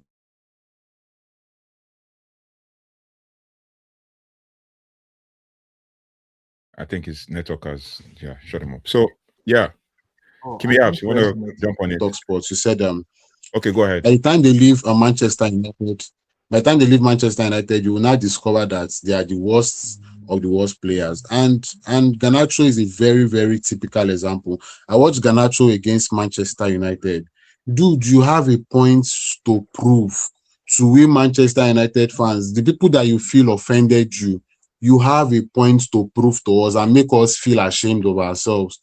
But Garnacho was downright, I wouldn't even say poor. He was beyond poor. He was the worst player on the pitch. You could not beat your man. You could not make an impact. You could not do anything. But this was someone that was supposedly the best player in Manchester United or the best attacker at a point in time. So we can't continue. We can't continue doing that. It's not going to help us. It's not going to help the team grow. And we cannot build if we have that mindset. For us to build, we have to bring in players. And I'm going to use the PSG blueprint, what they did with Luis Enrique. He shipped off Messi, Mbappe, and the rest. Not because they are not good players. They are very, very good technical players. But he knew what he was going for. He knew what he wanted. He wanted a team that would play to his desire. He wanted a team that would actually play the way he wants them to play. And he needed a certain type of players. And they supported him. The club supported him. Everybody supported him. And see, we have PSG finally achieve their UCL dream. Can Manchester United do that? And let's not live with sentiments. Can we say, okay, Bruno, we are going to buy someone to back you up, and you are not going to play all the games next seasons. You are not going to play all the time. Maybe in the group stage, you play one of the smaller teams you are playing. in EPL games, you play the bigger teams, and then the backup will play the smaller teams. If he's not performing, you come in the second half and change the game. Can we actually have the mind to do that? Or not when Bruno is not playing? The fans will first start their riots. Jason Wilcox will come and say, I'm a coach. Why didn't you start Bruno? Ineos will come and say, why is Bruno not playing? Why is Rashford not playing? I mean, we still have the issue of Rashford. I don't think we can sell him anytime soon. I don't think any club wants to cough out 30 million because he's now appeared to even look worse than he was at Manchester United with Barcelona. So who is willing to spend 30 million on past glory rather than current form? Nobody is willing to do that. So I don't know how we are going to navigate that, but a right club with the right mindsets would not live on sentiments. Cut off whoever needs to be cut off. Cut them off, live with the consequences, get new players, start the rebuild and do it right. That's it. So now we only have like 20 minutes remaining. So guys, 5 minutes each. So let's go to, let me skip Kimi for now. Let me go with Awesome and then Kimi and then United Talks. Who do you keep? Who do you sell? I think. Well, let me start with this. You see, he who fails to plan is planning to fail. And this man today, did you give a sermon at church? No. A whole lot of people still. We have Socrates in our midst. Socrates Yes. Yes. He's spitting wise words all over. You know, at times when you tend to think about stuff and it's actually dawning on you because we know we need some sort of massive recruitment and everything in the team. And if you look at great clubs like Liverpool, they identified their problem. January, they did a bit of signings, same thing into Manchester City, and United fans are now confident that Manchester United board will actually bring in like 5 players this summer. Really, we'll be there and we see it through. In a World Cup year, no negotiation, no pre-contract, nothing. A lot of people did not know what is even at stake. But you see that initial gra that is battling everybody. Our eyes will be open very soon. Then talking about who do I sell, who do I keep? To be very honest, I think a good board should have placed Luke Shaw in the transfer market right now, because I feel like this is the last good season this young man will give us. And if you actually feel like we want to sell Luke Shaw this season, we'll still be able to squeeze out like £20 million. I stand to be corrected. Let that aside. Maguire should also be let out of the team. Let's be honest, because because if you are talking about it, you are letting Casemiro go, but we are actually putting in Maguire without a proper understudy under Casemiro, and you feel like the club will not end up being disastrous next season. Maguire needs to leave, and they have been able to sell him maybe a pre-contract in January, because his contract expires this summer, I think. Then when the season ends, he will have actually gone. That aside, then who else? I think the next person to leave should be Mason Mount. And one reason, if Amorim was here, Mason Mount will not leave this team. And we fail to realize something. The injury crisis this man was able to manage in this club and to save us a lot of money. Everything is now falling back into place. Everything is falling back. But there's nothing we could do. And Mount needs to leave, because I think even if Carrick becomes the so-called manager or coach, he's not going to find favor. And the English board will never push for him. They will never be in his favor also. Then who else? I think we have problem asking out Onana out of the team, because if the team makes the Champions League, wages goes back to 100%. And this is one of the reasons why we will not be able to ask out Onana. And Bayinda is leaving. I think Bayinda is leaving. Yeah, he's going to Besiktas. Yeah. Wow. Then Joshua Zexi is leaving also. Malacia contract runs down at the end of the season. Sancho contract runs down at the end of the season. Then who else? I think that is all. Yeah, Nira is saying sell Ahmad too. Sell Ahmad, why? That's absolutely unreasonable, man. How you sell They your want best us talent? to sell our Ivorian Messi. No, Our best now. talent. It's our best talent. No. And the debate, the one that has actually become the last bait of the team, the one that Ugarte. I will never say Ugarte. I was waiting for you to mention that, man. I was waiting. Will never say Ugarte. I will never say it. If there is one player I know, if there is one player, sorry to cut you short, if there is one player I know awesome will never touch, is Manuel Ugarte.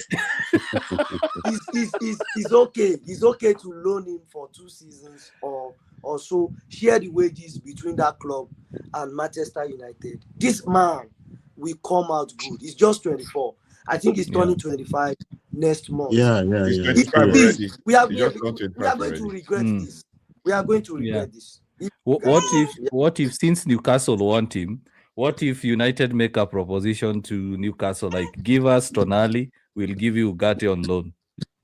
UKG, we still need a proper 6. In as much as we want to go with hybrid 6 in the midfield, we still need a proper 6. United fans don't want to accept this one. It is what it is. They don't want to accept it, and that's why it's so annoying. Go ahead. Who's next? It's Kimi. Kimi, go ahead, please. You know why I've swapped Kimi and Osam? Yeah. It's because I know Kimi right now will rant. I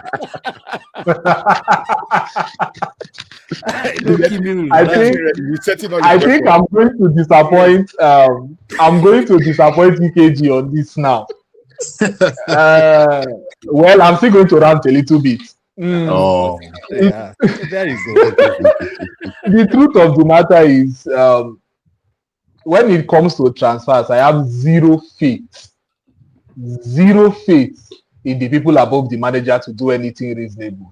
We are going to come back here 12 months and we're going to start complaining. People have stopped talking about how shambolic this ownership of Manchester United has been over the last few weeks. I've been away, so I've been quite quiet, but it's terrible. Kimi has been unlocked. UKG for long. Now you understand why I stopped. It's funny that in April we are being constantly given hints after hint as to how much Manchester United is going to spend in the summer. I think a week ago we got news that Manchester United are the ones that will finance the stadium, their new stadium now. It's no longer going to be from the taxpayer money. I think they were about to get some fund from the City of Manchester. That didn't work out. So now they are telling us that the club is going to fund that stadium by themselves. What does that mean? The money has to come out from somewhere. Yeah. Right? Yeah. So everybody that is putting 1 + 1 together should start reducing there's this meme that says reduce your expectation to 0. But however, if we are talking about we are playing fantasy football here, we are playing FC 26, right? Just manager mode. So let's play the manager mode. Bayindia will leave, definitely. If Manchester United is a serious club, a solution to the Onana problem will be found swiftly. He is not going to the World Cup. His wages, while high, are not stupidly high. They are not so high that an average team, at least a Conference League or Europa League team, cannot afford. They can comfortably afford Onana. I think the compromise will have to now be his wages, his transfer fee. How much is Manchester United willing to take as a knock to kick that man out of the team? If we let go of Bayendere and Onana, I think a battle between Vitek and Sané Lamens next season is going to be very interesting. Centre back is one of the positions that I personally think we are sorted. We don't need another centre back. I don't know why people keep talking about Senesi from Bournemouth. Maybe it's because of the Raiola links. We have. I think it's because he's free. That's why he's free afterwards. Free transfer. Yeah, he's a free transfer. He's a free agent. But contract is free agents are not necessarily free anymore now. If you count the agent fee, the signing on bonus, you might end up spending 30 to 40 million pounds on a free signing if you want to really be technical about it. A free signing can cost you about 40 million pounds if you're not careful.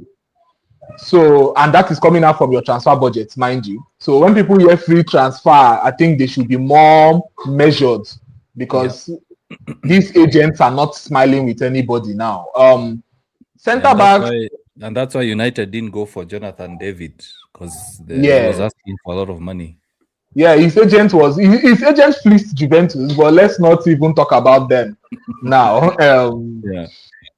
We have Heaven, Yoro, Maguire, De Ligt, even though we are talking about our invisible men, De Ligt and Martinez. So they can survive us for a season. Left back, we need a left back. People keep talking about midfield. That left back position is as important as that midfield because we do not have anybody there. Harry Amas, from the little I watched of him at Wednesday, he is limited when it comes to actually defending, right? And he's a little bit too easy. He's easily pushed off the ball. Yeah, and with the injuries he has had this calendar year, I don't think he has had enough time to improve his physique. So we need a left back. Diego Leon is not fit for purpose yet. He's not fit. It would be unfair to start Diego Leon in the Premier League. It would be incredibly unfair. So we need a left back because right now we only have Dogu. Someone can even argue we don't even have Dogu at left back anymore because before Dogu got his injury, he was playing as a winger. Left wing, yeah. So we are desperately in need of a left back. Right back, I think Nus Masraoui and Dalot. Yes, people may not like Dalot, but it's a rebuild. You cannot fix the full team in 1 year or in one transfer window. Dalot and Nus Masraoui, they are far from being our worst. They are far from being the worst right backs in the league. Midfield, this is where everybody has been talking. I'm definitely going to be letting go of Casemiro. Obviously, he's leaving. And Ugarte has to go. Yeah. Ugarte has to go. When I watch Ugarte now, at least I am a Manchester United fan of a certain age. I'm not ancient, but I remember watching people like Jemba play for Manchester United. I'm not too young to remember vividly how Jemba stank up Old Trafford. I'm also still not too young to remember Veron stinking up the place. Yeah. Right? Yeah. And Jemba, while his career fell off, he was not a bad player per se. I think his confidence was totally shot when he left Manchester United. He had 1 or 2 good seasons when he left, but that was the end. Veron, on the other hand, went on to have a very good career outside of Manchester United. Yeah. United as well as Mikel Silvestre. You remember Mikel Silvestre? Exactly. Yes, Silvestre. Yeah. Silvestre, centre back. Yeah. Ugarte seems like someone that Manchester United has chewed up, and Manchester United is just waiting for the right opportunity to spit him out. It's unfortunate. It does not mean he's not a talented player. He joined at the wrong time, at a time of great unrest in the club, at a time where he needed to be active or else he will be kicked out, at a time where the midfield was desperately in need of a general. And people don't talk about this enough, but Ugarte has had 3 different managers in 2 seasons. Yeah. Right? Yeah. And that is not an environment for settlement for a young player that is coming from an environment where he was 4 managers if you can't Fletcher. 4 managers if you can't Fletcher. Exactly. 4 if you can't Fletcher. Ten Hag, Amorim, Fletcher, Carrick, and in all of those managers, they did not even let him play to even get rhythm to even play. That's where my issue with the Ugarte situation is. But continue what you're saying. I'll come to it. Then, and again, he was coming from a system where he was seen as surplus to requirements. We're talking about PSG. These things can have a knock-on effect on the player's confidence. And United is very toxic. It is not a place where you come to build your confidence. So I don't even think a loan will work, because if you loan him out for a year or two, like Osram said, he might start looking towards the end of his contract. And what happens when Ugarte tells Manchester United, don't worry, I'm not going anywhere.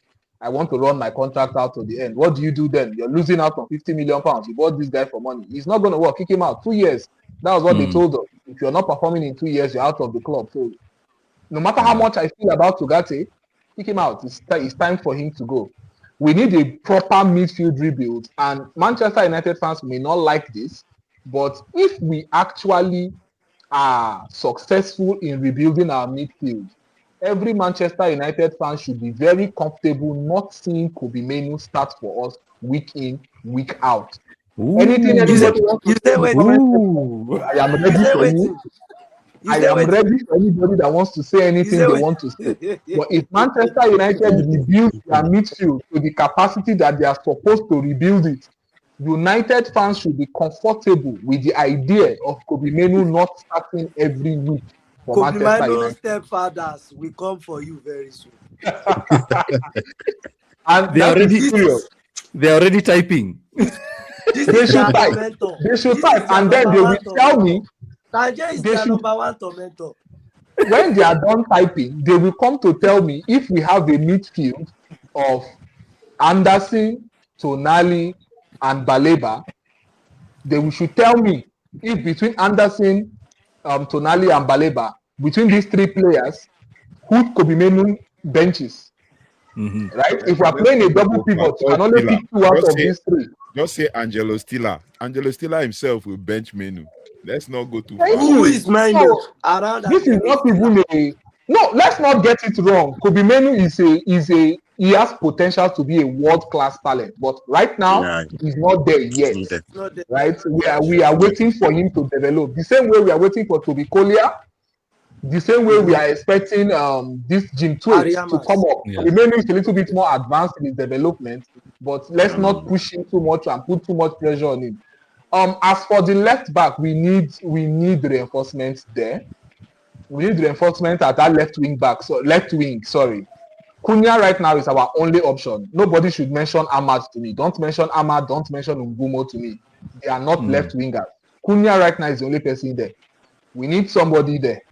If you are pushing Dogu to play the left wing, then you are signing two left backs. You are signing a first choice left back, and you're signing a second choice left back.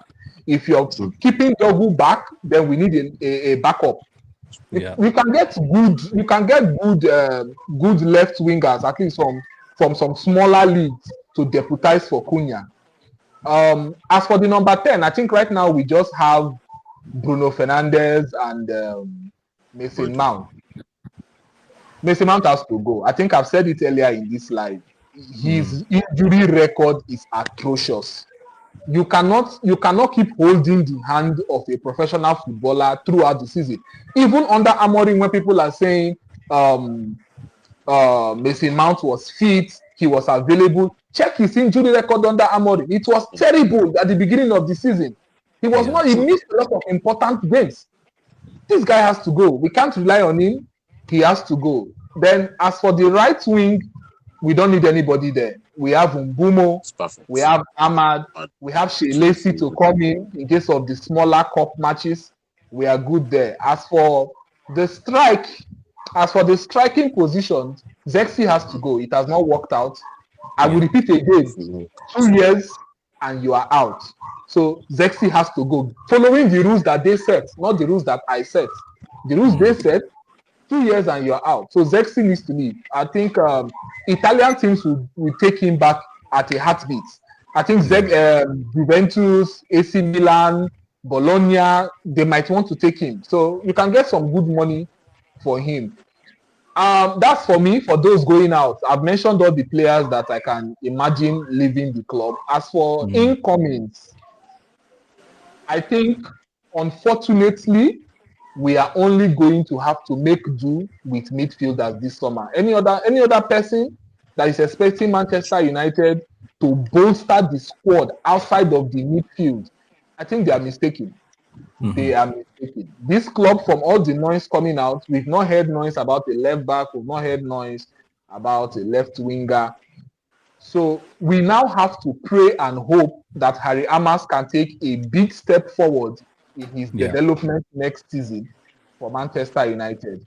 Or we can also hope we can see Mataso from our academy. You know, he can play centre back, right back, and left back.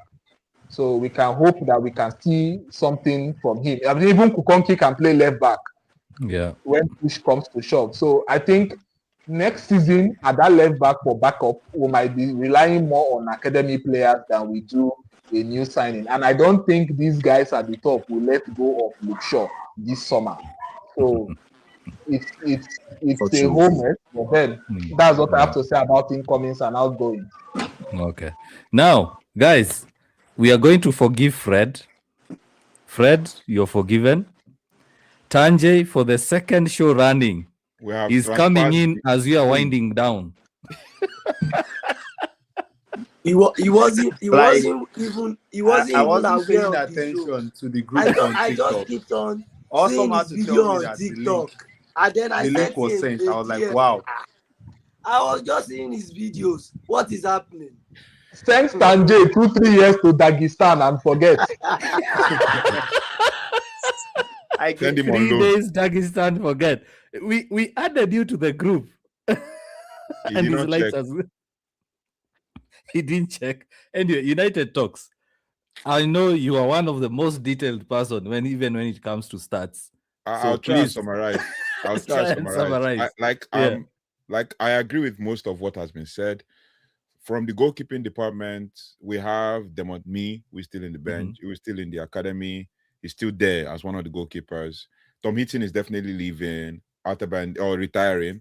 Atabander is done, basically. So we have Vitek and Demotmi to compete with Senelomans. We have a lot of games to go around for these 3 goalkeepers. Jogodalo stays. Matthias de Ligt stay for a reason, because he's still young, he's 26, and once he gets past this back injury, he's good. Harry Maguire, they've given him the contract, so I'm not going to say sell. He's here, right? So I see the knowledge, the sense, and wisdom in keeping Maguire is because of the young players, right? Yeah. They see him as the model kind of guy that has passed through the hardest of turmoils when it comes to being pummeled and pounded by the fans, and then he's come here and he's still thrived, and he's picked up form, and he's going to the World Cup and all of those things. So obviously, Harry Maguire stays. Lisandro Martinez, to be able to piss some of these fans up, I think Lisandro Martinez needs to go. Let us call a spade a spade. He's 28. He's very injury prone. He has had an ACL injury, a calf injury, a metatarsal injury, all of those injuries within the time he has been at Man United. We need to let him go. We have tried to make him work at United. He's come, he'll play 3, 4, 5 games, he'll go on injury again. He will come again, he'll play 3, 4, 5 games. And then for the mere fact that he fought with a manager because he thought he was fit, meanwhile, they rushed him back under Ten Hag and he was never the same. He needs to go. I don't need those kinds of players in my club. So, done. Leny Yoro, obviously, future, he's 20, he's still got time. Luke Shaw, I see where Kimi Yaps is coming from when it comes to keeping Luke Shaw, and I can understand the knowledge of, or the idea of keeping Luke Shaw. Experience, teach the young guys. The longest servant is Van Gaal, basically, literally, right? And so Luke Shaw, I don't mind. I mean, he'll play bit par next season. He's going to be 31 next season, so he'll play bit par. Ayden Heaven, future, he stays. Tara Fredrickson, I'm unsure of what next for him because he's 21 and it is expected that he needs to be picking up, but he's not up to speed yet. So Tara Malacia, he's definitely done at the end of the season. He's 26. Nuzai Majraoui going to be 29 next season. Sorted at the right back. That's all good. Ahmad, he stays for real. He's 23, still got loads of years to play. Yeah. Then Patrick Dogu, obviously 21, no go. He's going nowhere. Casemiro is leaving at the end of the season. Manuel Ugarte stays, and I know why I said that. You let go of Manuel Ugarte, you now need to sign 3 midfielders at the highest. More than 3. You need 4, literally. You let go of Manuel Ugarte, you let go of your only defensive midfielder in the club. Exactly. In as much as we want to say, oh, Sandro Tonali is a central midfielder. Unless we get an Ederson. And even when you get an Ederson, you still need a backup. The reason Anderson is not a DM. No, Ederson. Okay. But I thought he's going to. He has a pre-agreement with which club? I said it. I said it's the last debate. Atletico Madrid. Atletico Madrid. But yes, it's an agreement. It's not a deal. Yeah. So we should be poaching Ederson because any other player, all the players were linked with our central midfielders. There's no defensive midfielder. So Ederson is, if we are getting Ederson, he will still need a backup. We need 2 central midfielders and 2 defensive midfielders. So he will still need a backup, and that's Ugarte. And the reason Ugarte has not been playing well, under all the 4 managers, he has not had a string of 5 games where he has played to get rhythm. So that aside, Ugarte no go. Menu 21, he stays. I'm not going to say anything further about that. Mason Mount, unfortunately, he turns 28 next. Fortunately, he turns 28. Unfortunately, he's aging and he's injury prone. So most likely have to let him go. I think he's reached his 2-year mark, right? Kimi Apps, do you remember? I think he's reached his 2-year mark or 3-year mark already. So and 2 years under Ineos. So I think he's most likely gonna have to be let go. Bruno stays. I don't care what anybody says. Bruno stays. Matheus Cunha, well, he stays. Obviously, this is his first year and he's done well in his first year. Brian Bumo, nobody's touching him. Untouchable. Shelesi is upcoming. He's 19. He's still got time. Joshua Zirkzee, in as much as I want him to stay, I think many fans want him to go. I want him to stay, and I know why. Just like Ugarte, he still hasn't got 5 games where he's played consistently. He has not played 5 games back-to-back to say, I mean, I felt like Mbumo was having a crap game yesterday. Should have just brought on Zirkzee. Sub of Shesko, bring on Zirkzee, sub of Mbumo, bring on Ahmad. Why force Mbumo to play center forward and then get him injured again? Zirkzee could have come on for 20 minutes. Well, I like Zirkzee. I think I like Zirkzee a lot. Then Benyam Shesko, like I said, like Kimi App says, we need an experienced striker to kind of back him up. So in all I have said, we need 1 center back, 1 left back, 3 midfielders. How many have I counted? That's 5, right? Yeah. And then 1 left winger, because Dogu is definitely not going to be a left winger. He's not going to be a left back. He's going to be a left winger. Then one striker. So minimum 6. Minimum 6 players. I know. I think who said 9? Somebody mentioned 9 out there. Awesome.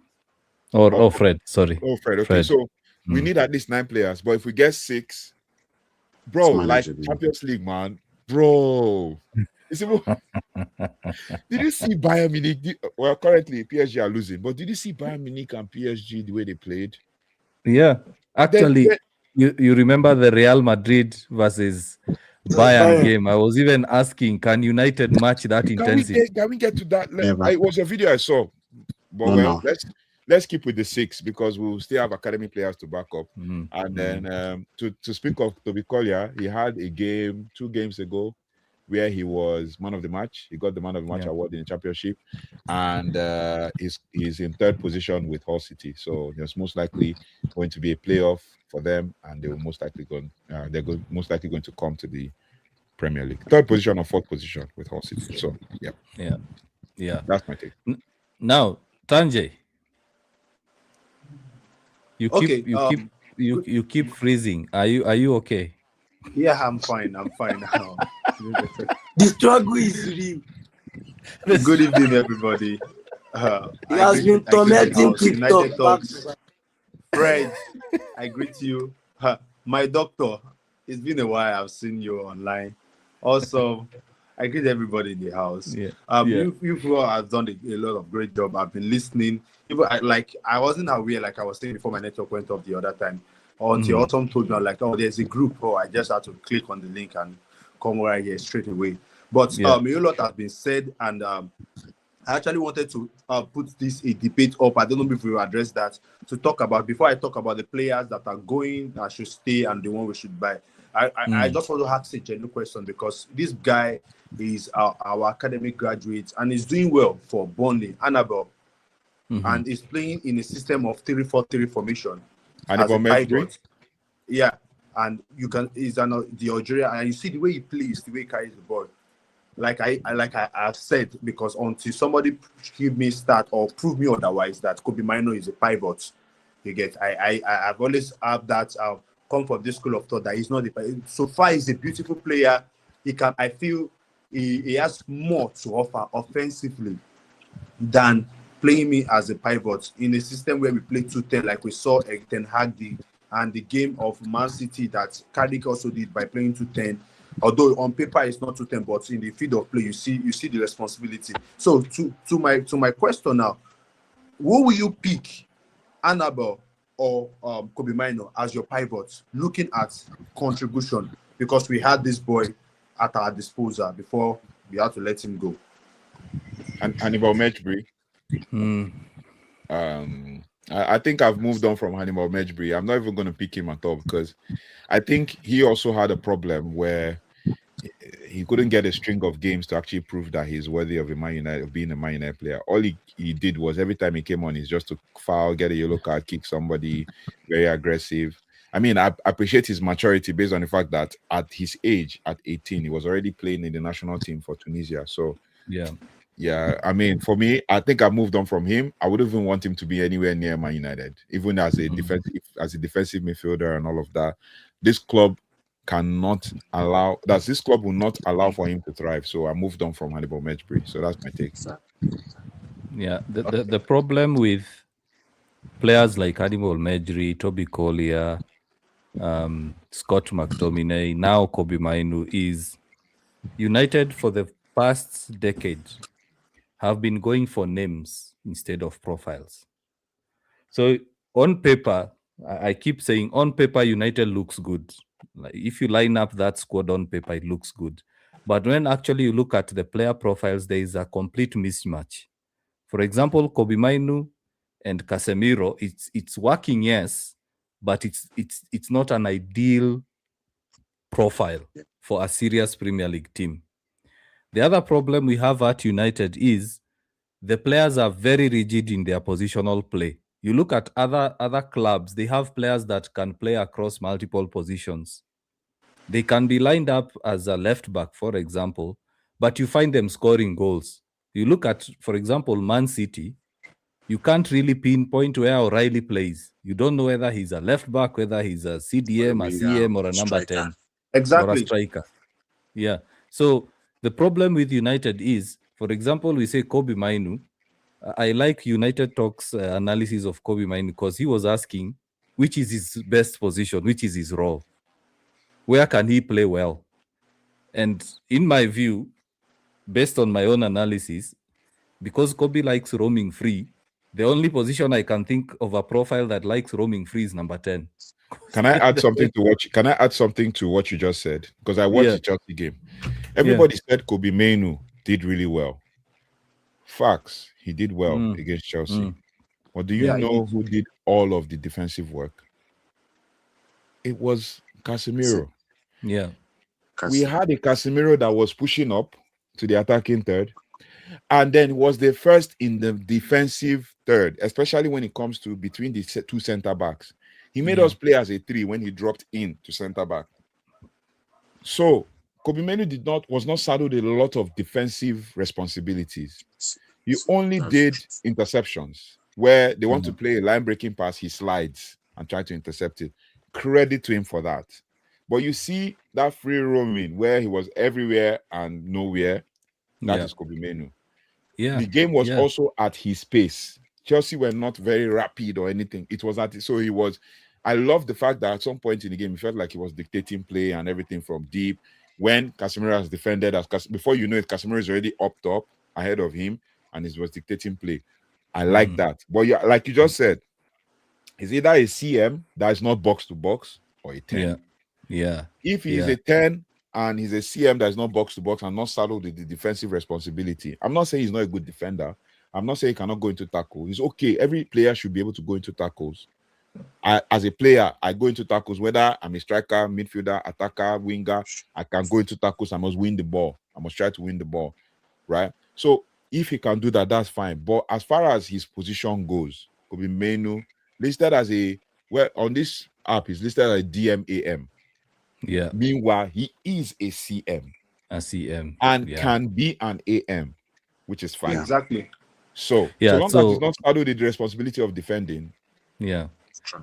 So and now building on to that, you've echoed what I was saying in point number 2. So Tanja, it becomes difficult to answer that question between Mejri and Kobe Mainu, who should use that, because it comes down to the profile. Yeah, do you want the reason why to play I asked both? that question, Yeah. the reason why I asked the question is looking at now. I understand that Annabelle, like United Talk said earlier, he do not really have that time or moment to prove himself to United when he was in Manchester United. But looking at him play for Tunisia, I said earlier, beg my pardon, for Tunisia, and looking at him play, he was like the main man for his country in the last AFCON. And looking at him play for Burnley, anytime he's on the field of play, on the pitch, he dictates more as a pivot. Like looking at that profile, let's just scrap out that he played for United Academy and just let's look at him like, okay, this is a profile that you're looking at for pivot position. You get, so that is why I asked that question, because I feel there's a difference between trying to transition a player from a position he is good at to, okay, because you are lacking in a certain kind of position and you're trying to make it a permanent role. You get, if it's for the main time, it makes sense. You know that, okay, till we go to the market and get a replacement to that position, then you can go back to where you are good at. But now, with the look of things, with one formation that Manchester United is looking at moving forward, it's looking like Kobe Maino is going to be a standard pivot for us, which is if you are playing a double pivot in a position you are playing double pivot, there's no how you want to play a double pivot that you will not have a rule of responsibility of defensive contribution. Like United has analyzed in the game of Chelsea, Casemiro was doing more of the Kobe Maino was intercepted. He did so well in my analysis. I gave him credit and his flower for doing so well in that game. But all games cannot be like that. There are games that you need your two pivots to do the defensive contribution for you. And looking at what he can offer, I just don't feel we should United should build around him and permanent him as a pivot. You get, I see he has a lot, and don't forget that he's developing. And in the developmental phase of a player, the position where you put him while he's developing matters a lot, because it's going to tell when he enter his prime. You get, and you might not allow him to give out his full potential as what we know he can offer. You get, but that's just that on that conversation. But so the player that I want to stay in Manchester United, sincerely, just my take, I just feel like United, like I said, I will keep Gatti. Looking at Manchester United's squad currently, is the only destroyer we have in that squad. When at least Awesome is happy. He has 3 votes for Ugarte. Look at Kimi. Kimi is like when Kimi is not having it. When Casemiro came to Manchester United, Kimi is checking his glasses. They should use that to judge it if they want to judge Ugate's play. How many games has he played? When Casemiro came to Manchester United, he moved from being that destroyer that we know. He became an hybrid, and which we enjoy him for what he can offer. But looking at your squad now, when you say, okay, you want to look for an outright DM, Ugarte will come out before Casemiro, being an outright DM. You get, Casemiro has turned to more of that hybrid. He push forward, he dictates the tempo of the game. Some of the times when you see him do that, but Ugarte does not want to push. He does not even want to carry the ball. He just wants to destroy, intercept, do the defensive role for you. While the number 8 and the number 10 do their job freely. In the position where you are playing a 4-3-3 successfully, you are playing a number 6, a number 8, and number 10. Ugarte is your man. He will do the very good job. When you see him playing for his country, he does that Sorry to successfully. interrupt, Sanjay. I have just one question. I am sorry. I have just one question. Can you name one top team in Europe's top 5 league?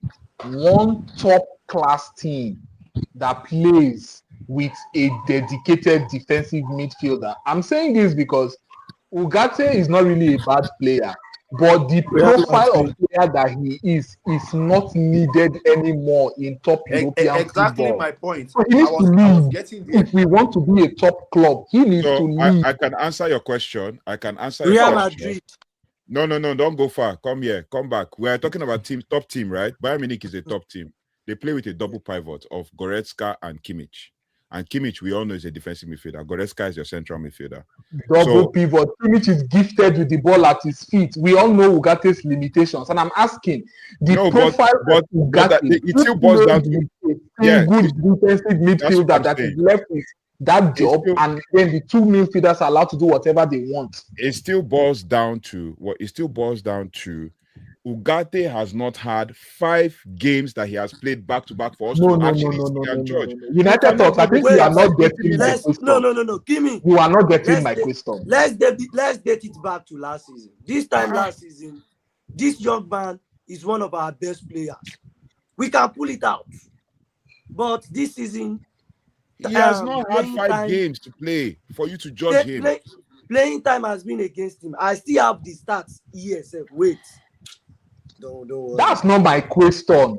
Playing time is not my question. Okay, my question is, hold on. Let me ask the question. Let me ask the question again. Okay, let me ask it again. Listen, which top European team in world football plays with just one dedicated defensive midfielder? Yeah, that is the in question. a coaching system, and the others are allowed to do whatever they want in the manner in which Tanjay now is describing Ugarte as someone that just wins the ball and gives it to more talented players. I can name five. So to buttress what Kimi is saying, to buttress so we can understand the question. So because I made mention in my explanation talking about Ugarte profile to a 4-3-3 formation where you have an outright number 6 and a number 8 and number 10 you get. So that's why Kimi brought out that question. I think that should explain the question more for us. That the system Ugarte shines in does not work for a top team anymore. That's what I'm saying. Who plays for them, please? Who plays there for them, please? Chouameni. Chouameni is not Ugate's profile now. Come on. No. I'm not talking about Ugate's. You talked about Chouameni is comfortable with the ball at his feet. That's what I'm saying. You talked about dedicated defensive midfielder. Let me tell you. You know Marcelo Bielsa, right? You know Marcelo Bielsa. Is he a top coach or not? No. Till now, is he a top coach or not? Marcelo Bielsa. They say, is he a top coach? No, he's a top coach. He's a top coach. I would give him that, but it's still. Do you know that Marcelo Bielsa still plays Ugarte as his starting defensive midfielder for Uruguay? Whether Ugarte does he have another option? Who is better than Ugarte there? He has loads of options. Who is better than Ugarte there? Torreira. Valverde. Valverde can play defensive midfield. He's not that player. He's not that guy now. Valverde is not the guy that does that job. I'm talking about profile now. That's what I'm saying, bro. You mentioned that you were talking about top European teams that play defensive midfield. Immediately I mentioned one. You say he's not good at with the ball on his feet. But you asked a question specific to roles. Okay. United Talks. Listen to what I said, right? Tanjay was describing a profile. Right? He was describing a profile and a system in which he feels Ugarte is supposed to work fine. And my question now is, what's the system? Tanjay, please repeat yourself. What's the system that Ugarte should work better? I'm explaining a profile in which Ugarte would thrive. That's what I'm saying. Explain it so you understand what I'm saying. No. You don't need to explain further. Just tell me the system. I used the 4-3-3 formation to give an example. Man United doesn't play 4-3-3, so just play. Exactly. Man United. Exactly. Man United doesn't play Going somewhere 4-3-3. with Just that take it out. explanation. We don't play. That's the point United talk. That's why I'm saying he needs to leave. We cannot change our full system Man because of United him. does not play 4-3-3, so don't use that as an example. Use Ugarte needs 4-2-3-1. to leave because where you are at does not play the system in which you flourish. Man United So plays 4-2-3-1. Ugarte plays 4-2-3-1 at Uruguay. He can play it. Kimi, 4-2-3-1 at Uruguay. a player that you are not United talks. United talks. So Awesome. United talks. We need to understand something. bad. We need to understand something. You know these things already. United talks that even in the 4-3-3 formation, even in the 4-2-3-1 formation, the roles are different for all the pivots. The roles for the two pivots is different. So in the 4-2-3-1 formation, you can decide that one of the pivots is the destroyer, and the other you give another role because there are different variety of pivots that we have in the football, in the field of play. You get so.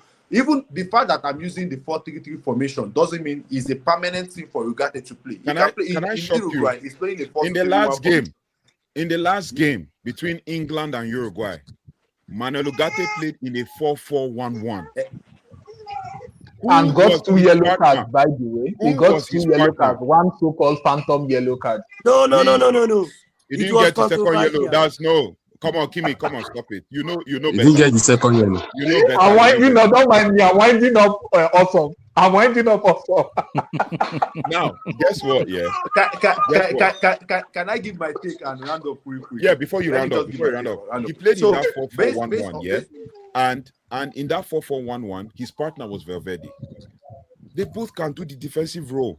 So for Ugarte to thrive, in as much as we want to build players around Menu, as many fans want, we need to also build players around Ugarte.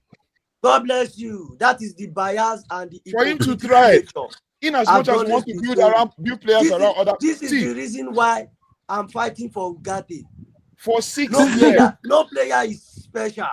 For 6 years, we have been trying to build around Pogba.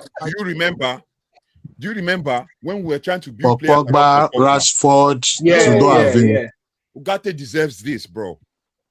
He has suffered too much. You know why that will really work, United talks, because he's not an academic graduate. No, he's not an English. And he's not an English player. He's not an English player, so it's not work. You know, for Pogba, that is the bias he and was from our academy before we brought him back. No, I think the issue with Ugarte is not marketable. The likes of he doesn't have that marketing, that flashiness. Let's go. Okay, may I now jump in?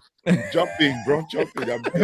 Let me now jump in. I was actually going through my notes. I did an analysis of midfielders' potential signings, and I did a whole bit about Ugarte. I was just looking at my notes, making sure that everything is okay. Now, both Tanjay, Kimi, as well as United Talks, everyone is correct with their view. Ugarte has suffered from less match time. At the same time, Ugarte has not performed the way we know Ugarte can perform. But we have to understand the root cause of why Ugarte is not performing. Other than not having enough minutes to play, it all boils down to how United set up their double pivot. And based on the research I did, the double pivot United plays is a hybrid one. It does not require a sitting CDM. Yeah. It requires a ball-playing CDM like Casemiro. But Ugarte is not Casemiro. You see. Now, you look at the profile mix. Kobe Mainu, we are not sure whether he's a CM, DM, CAM. We are not sure. So when you pair him with a ball winner, the ball winner needs someone to come short, collect the ball, run with it. I'll give a very good example of how Ugarte can work if United sign this one player. I'll draw an example of Sangare and Elliot Anderson. Wow, that's true. Bro, this is deep, man. That would be so swift. Especially Elliot Anderson, bro. Yes, you see now Sangare is Ugarte. He's just a destroyer. He just destroys. He's not even caring about passing ball progression. His job is just to destroy Elliot Anderson. What does he do? He comes short, helps Sangare, then they progress play. So if you pair someone like Ugarte and someone like Elliot Anderson, or Ugarte and someone like even Stiller, it could work. But now Stiller. but it also comes down to how United are set up. United have never been set up to have a sitting CDM. We can go all the way back to Carrick and Scholes in that midfield. Carrick was a CDM, but he was not playing as a CDM. There were times Carrick was carrying the ball and he was even scoring.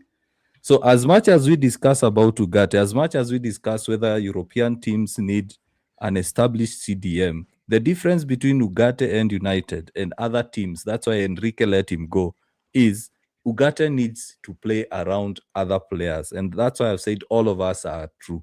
For example, if you take Ugarte and place him in that Newcastle team, he will flourish. Because the other two will do well. They'll do the work. well. Yeah, because the other two will also do the job. So they offload a lot of defensive responsibilities from him. The reason as to why it is working in Uruguay is because Valverde is a good ball carrier and he also likes coming short to receive the ball and then progress play. So the issue with Ugarte, unfortunately, is we don't understand the sort of profiles United play in that midfield, and that's why it's not working out. United don't want a sitter. A CDM that sits on top of the defense, United don't want that based on how they play. It's historical, it's cultural. So as much as we want to keep Ugarte or sell him, even if United go for the next big thing in terms of a CDM, they will still struggle because you can't have a CDM sitting at the same time you want him to progress play. So at the end of the day, all of us are correct. But looking at my notes, and I said, I did research. Ugarte is among the top 2% of ball winners. Yeah, he showed it. He showed it against Leeds as well. Yes, he did. He's among the top 2. He averages. These are my notes. He averages 4.5 tackles per 90 minutes. He's in the 96th percentile. Bro, the guy of ball winners. 4.5 tackles per 90 minutes. In the Premier League, the defensive players that come close to him, listen to this, the players that come close to Ugarte, despite playing fewer minutes, are João Palhinha. Yeah. Oh, that's a big wicked destroyer, man. Yes. And played under a certain manager that we cannot mention, Ruben Amorim. Number 1. So, 2 players that come close to him, despite him playing fewer minutes than both of them, is João Palhinha and Moises Caicedo in tackles and interceptions. It's destroyers, funny enough. He's a top, because he's ranked among the top in defensive contributions, approximately 14.5 per 90 minutes. Imagine, just because of misprofiling. We didn't profile him well before we brought him to United, and that is why we are where we are. And this is the question. Misprofiling. Yes, it's more or less the same issue we had with Mark Fred. Exactly. And you need to ask the question: what is our sporting director doing? What is their job? This guy, you want to start another one again, another fight. You don't want us to go home. You don't want us to go home today. No problem. Let me just round up my take because people know the issue I have with JC. Manuel Ugarte has 99%. You all know he's not my guy. Exactly. Exactly. Yes. Look at the stats. 85% touches, 95% defensive contribution. Did you actually know when I respected him? I went back to that Leeds match when we pick up the red card. Yeah. He was actually the one. He did not show. He did not Everywhere. show that we were on red card. Also, he didn't show that we were on red card. It shows like we were 11-11. Yeah, let me go back to the stats I shared during the live. Listen to this. When I did that, it was like Leeds match. No, it was before the Leeds match. Okay. So Casemiro has 29 appearances when I was doing this. By then, Casemiro had 29 appearances. So it means I did these stats. I think it was match week 31 or something like that. Yeah. So Casemiro 29 appearances, Ugarte 21. When it comes to defensive contributions, Casemiro has 6.75, Ugarte has 9.10. Fewer And games. who has played more games? 70% successful tackles, bro. Yes. I'm telling Guess you. the number of duels he's won. He's won 8.19 duels. And the person who outranks him is Elliot Anderson at 8.24. Elliot Anderson has played 31 Every game. matches. Every game. So based on the stats you have there, if Yeah. Ugarte had played more matches than them, he will still beat them fly, even though he's Yes. still top in the table. Yeah. Yes. So it all comes down to profiling. It's the same issue with Joshua Zirkzee. Joshua Zirkzee Exactly. put him in an inverted 4-3-3, and you will get the best. Yeah. For example, if Joshua Zirkzee was in that Arsenal squad, he would be among the top scorers in Europe. I mean, exactly. That's what you he can needs. see Havertz do it now. Havertz is doing it. So Yes. He will help Arsenal gel a lot. He will help Arsenal I gel a said lot. yesterday in my analysis that Havertz is the best striker for Arteta's system. He just see the way, he was just flowing. He's better for the Arteta system than Gyökeres. It's just, you can look at the game, even when Havertz come off the bench, even when he play as a 10, he knows the position he needs to be, understand the positioning of Arteta's rudiments. And I was also going to talk about, when I mentioned Ugarte, I was going to talk about players that need to go on loan. I feel Shelese needs to go on loan. And I really feel he needs to go on loan. He has a lot to offer. He needs to develop. He has a lot to learn.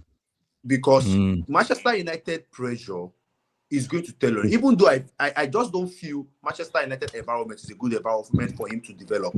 I think he should develop outside and come back and has that playing time, because you know that he's an academic guy. I don't want us to forget that when it comes to a game and he performs well, you know the way our fans are more of player FC. They start pressurizing the manager to make sure this boy get playing time that he hasn't earned. Yeah. And this is where we are at Manchester United right now.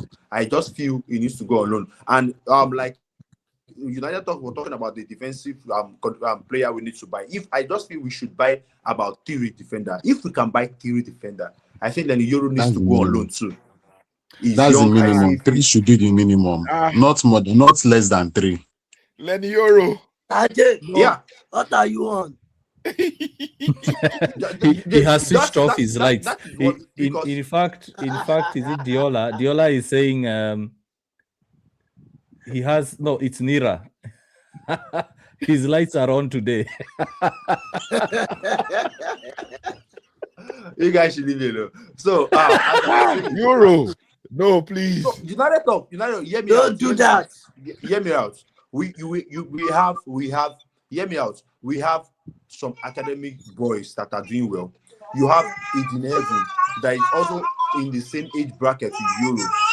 And in a situation where we buy 3 new centre back, in a situation where we buy 3 new centre back, that centre back position is congested with Delete, Mazarawi, Maguire, if Martinez is going, and adding up with Yoro, Ayden. You know Ayden is not going to, because that boy has a lot to offer, even though he doesn't have a lot of playing time. So you now want to look at.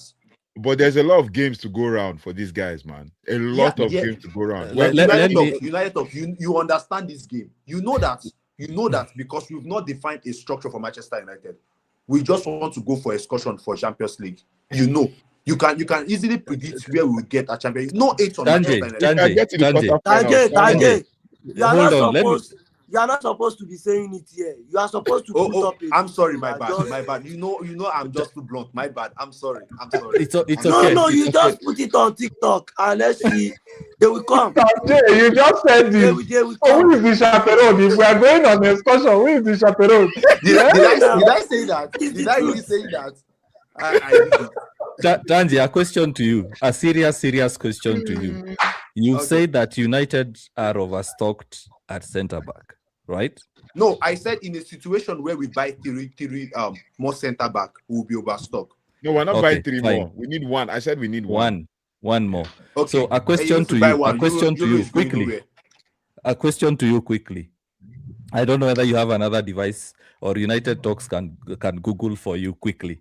Yeah, okay. I want you to tell me how many center backs Bayern have, PSG have, Real Madrid have, and Man City. I just want you to do. Just check two teams. I don't know. PSG. I don't know.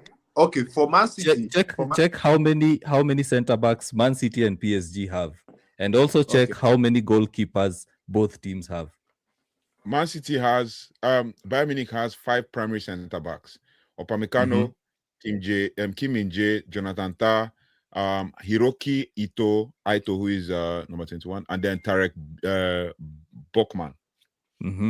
What about PSG?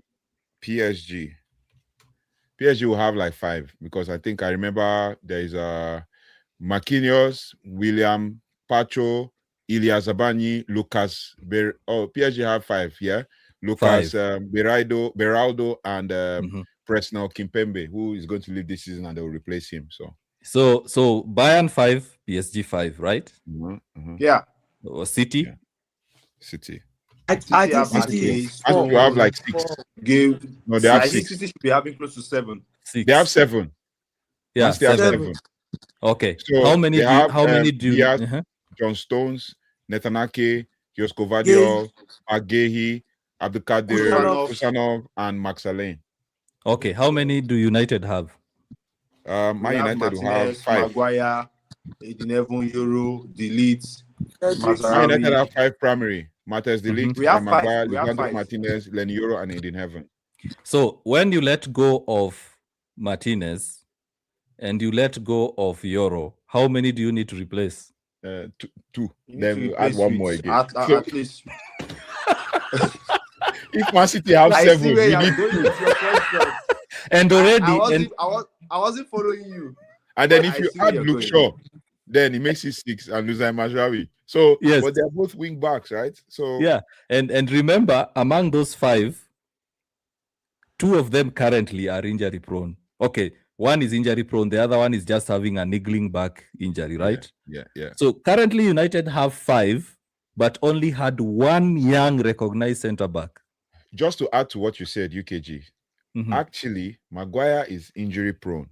Yes, I'm managing Maguire because he has a niggling. There's this hamstring injury that always comes to him every time. Yes, and it's with age. So, in as much as we want to say we need 3, we actually need 1 extra that will always be a standing guy, whether Yoro goes or is. We need a guy without injury record. Yeah. Now, Tanjay, always be there. Now, Tanjay, I'll take you all the way back to Sir Alex Ferguson's days, the United DNA days. There was Evra, Vidic. No, there was Ferdinand, Vidic, Smalling, Brown, Phil Jones, Wes Brown, and John O'Shea. You don't forget Johnny Evans and Evans. Those were 7. Mikel Sylvester at some point too. Yes. No, I'm not going too far. I'm just in the 2010s. Recent in the 2010s. 7 of them. Of those 7, what would happen when one gets injured? There is always somebody. There is always somebody. And you don't even want to, like when you hear them talk, they don't want to even get injured, because you know when you go out for a long time, you are replaced. You have to now earn that right to bench your person. And just to add to what you said, UKG, when we had Ferdinand and Vidic at some point, we had 2 players that were upcoming that were ready to fill in. We had a Smalling and a Johnny Evans at one point. And we had Phil Jones and Chris Smalling at one point as well as a pairing. Yeah. We also had the current informed Michael Keane at Everton at one point in the ranks. Yeah. Right. So it's like then if we went during the 2007-2008 season, we had a Wes Brown who was playing right back because there was no spot for him in center back.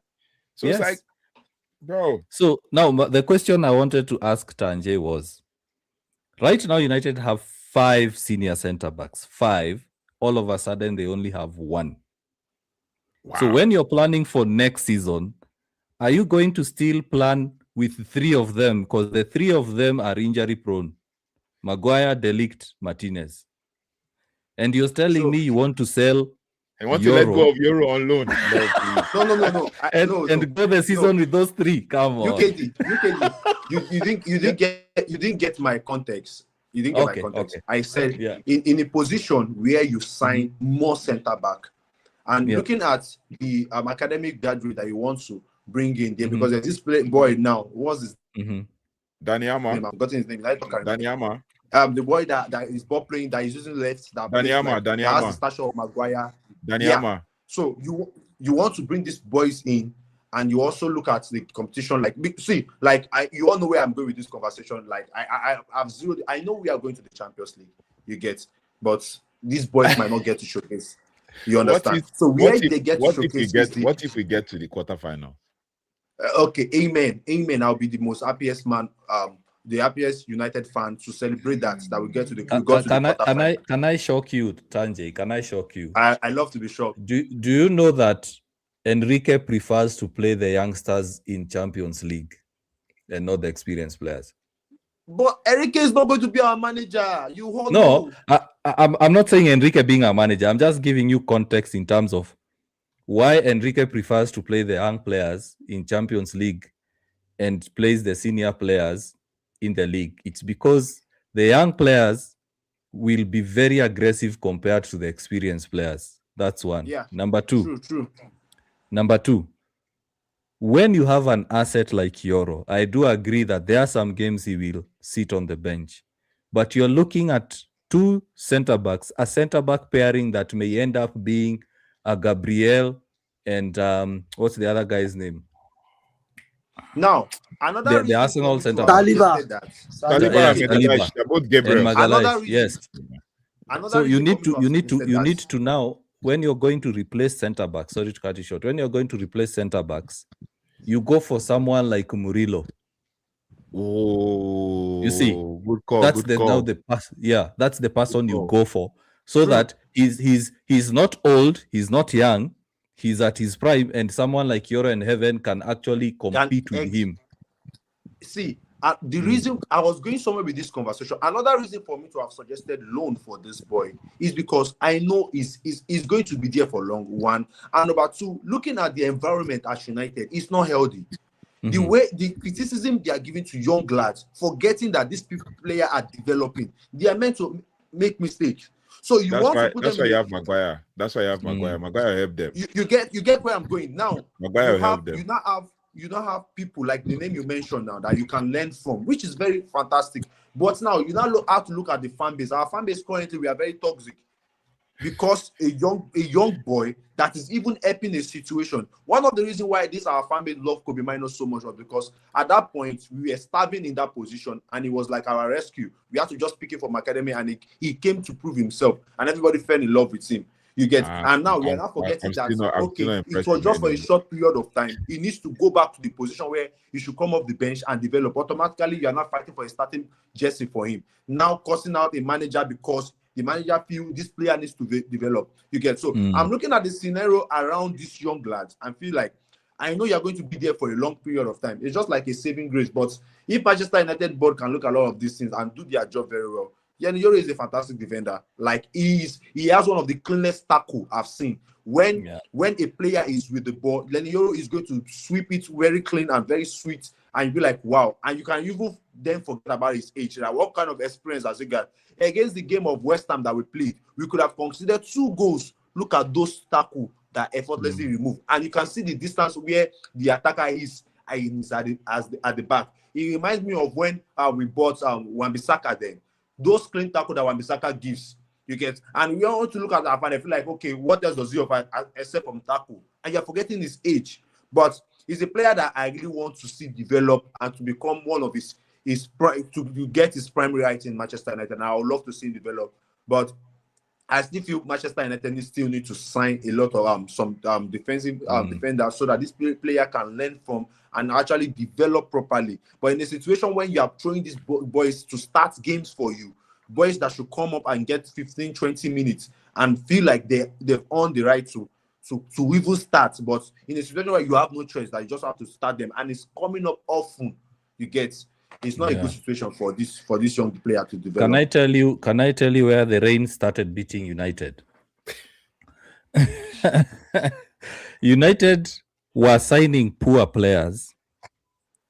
When an academy player comes in and plays well, he becomes now the savior. Anthony Martial and Rashford. That's where the rain started beating United. Because United back then were not signing good players. McTominay comes in. Ooh, this boy is good. He needs to keep playing. Exactly. You see? So instead of United using that as a temporary measure and now starting to replace these senior players, what did they decide to do? Let's not invest. Let's save money because our academy is producing talent. I did a video the other day and I asked, imagine Rashford and Garnacho. As United fans, we thought Rashford and Garnacho are world-class players. Yeah, I saw that video. They go to other teams. I reshared it. They go to other teams. They look average. What about the rest of the United squad? The only player that will not look average is Bruno Fernandes. Bruno Fernandes. Do you want to tell me right now we are saying don't sell Ahmad? You want to tell me if Ahmad, plug in Ahmad to, let's say, the City squad or the Real Madrid squad? Ahmad might turn up. Ahmad might turn up. Turn up. He's the kind of guy that Pep likes. Ahmad is the kind of guy exactly, that Pep likes. But you see, the mere fact that you say he might, you're using the word may. Because now now just to clarify, Ahmad is not an academic graduate, so yes, he's out of the equation. Yeah, we were talking of academic graduates, right? Academic graduates, yes. Yeah, Garnacho has been in fact, the only academic graduate that has turned up is McTominay. But it's not that he has turned up. It's that McTominay is doing what McTominay does normally, right? Yeah, exactly. So it's not like he has turned up. That's McTominay. We've always known he's capable of doing that. I mean, you remember the world-class goal he scored from the middle of the pitch against Manchester City in COVID times? Bro, like that is like McTominay for you. I mean, yeah. But now you see the problem. The problem is you look at a team like City, they have Foden, right? Foden and Mainu have had the same pathway towards first team. Mainu came into the first team, Foden came into the first team. What happened between both? Foden was playing fewer games than Kobe Mainu. Now look at both players right now. Foden is not performing well. He's benched. And he's okay with that. And when he comes on, he performs well. But what did City do? They still didn't depend on Foden, saying that he's our academic graduate. There was a time he's good. He'll become good. They signed players. They signed players. So James McCarthy. So hard to your context. So hard to what you're saying. Foden won the PFA player that season that he was banking goal. If it was Manchester United, they would have drew a protest that why that player should be an automatic starter. You get what I'm saying? At some point, talking about our academic graduate, at some point I was ashamed to see that. So even come out to say that Garnacho was one of our the way he performed yesterday when we were playing Chelsea, it's even selling the academy. It's giving the academy a bad image. That I feel like Garnacho was scared. I think he was scared. Just facing Man United alone, he got I think the phobia too was everything there. Just facing Man United alone, and then considering the fact that before the game he started, there was this regretful thing he was doing on social media in the interview, so he was already regretting. So I can understand that. Like once you get to that point, it's going to be really scary for you. So United talk. The prodigal son is now contemplating. He's not returning back anything. Fans will not like him. Unfortunately, this is not a story. United fans will take him back 100%. Don't underestimate these people. United fans will take him back in a heartbeat. Don't underestimate United. You can see that the players had, like, let me just give you, even Mbumo understood what was going on and still challenged Garnacho on that day. Even Mbumo, just to tell you that, like, we knew, and for him to now start in retrospect saying, "Oh, I think I did some bad things when I was," bro. We were telling you, everybody was telling you, But Ronaldo regen. What? He's not even lived up to what Ronaldo did at age 21. Do you know, I watched a compilation of Rashford done by a Barcelona fan. Yeah. It had like 7 one-on-ones the guy has missed. Yeah, true. That is why they are mad at him. like 7 of them. And you can look at the standards that Barcelona have, the expectations they have on their players. Like, this guy has missed a good chance. They are already telling Flick, sub this guy. But for us, because Rashford scored versus PSG in a Yeah. in a in a He's our best qualifier player. or something, he's our best player. The one of the things that infuriates me with a lot of fans is not accepting that these players have expiry dates. There'll come a time where they won't be good anymore. And that's why I said in my video, and I got hammered for it, I said, if someone right now comes with like 100 million for Bruno at 31 years old, my friend, I wouldn't think twice. I wouldn't think twice. You sell him because 100 million for a 30-year plus old guy. Sell. But another thing again is that whether 30 years or not 30 years, as he is right now, he's going to deliver wherever he goes. Bruno is just that Wherever guy. he is, wherever Like he is. yesterday it looked like we had nothing, no outlet. Bro came to that right wing to show Mbumo and Dalo that this is how you do it. You cross the ball. This is how to and he put the created ball the in second the chance. box 16. Similar to that first one that he created for Cunha, and we didn't finish that. United talks. So add to what you're saying in that yesterday game and the first time, I guess you were saying the conversation in the group. You can see at some point Bruno was dropping deep to that central mid.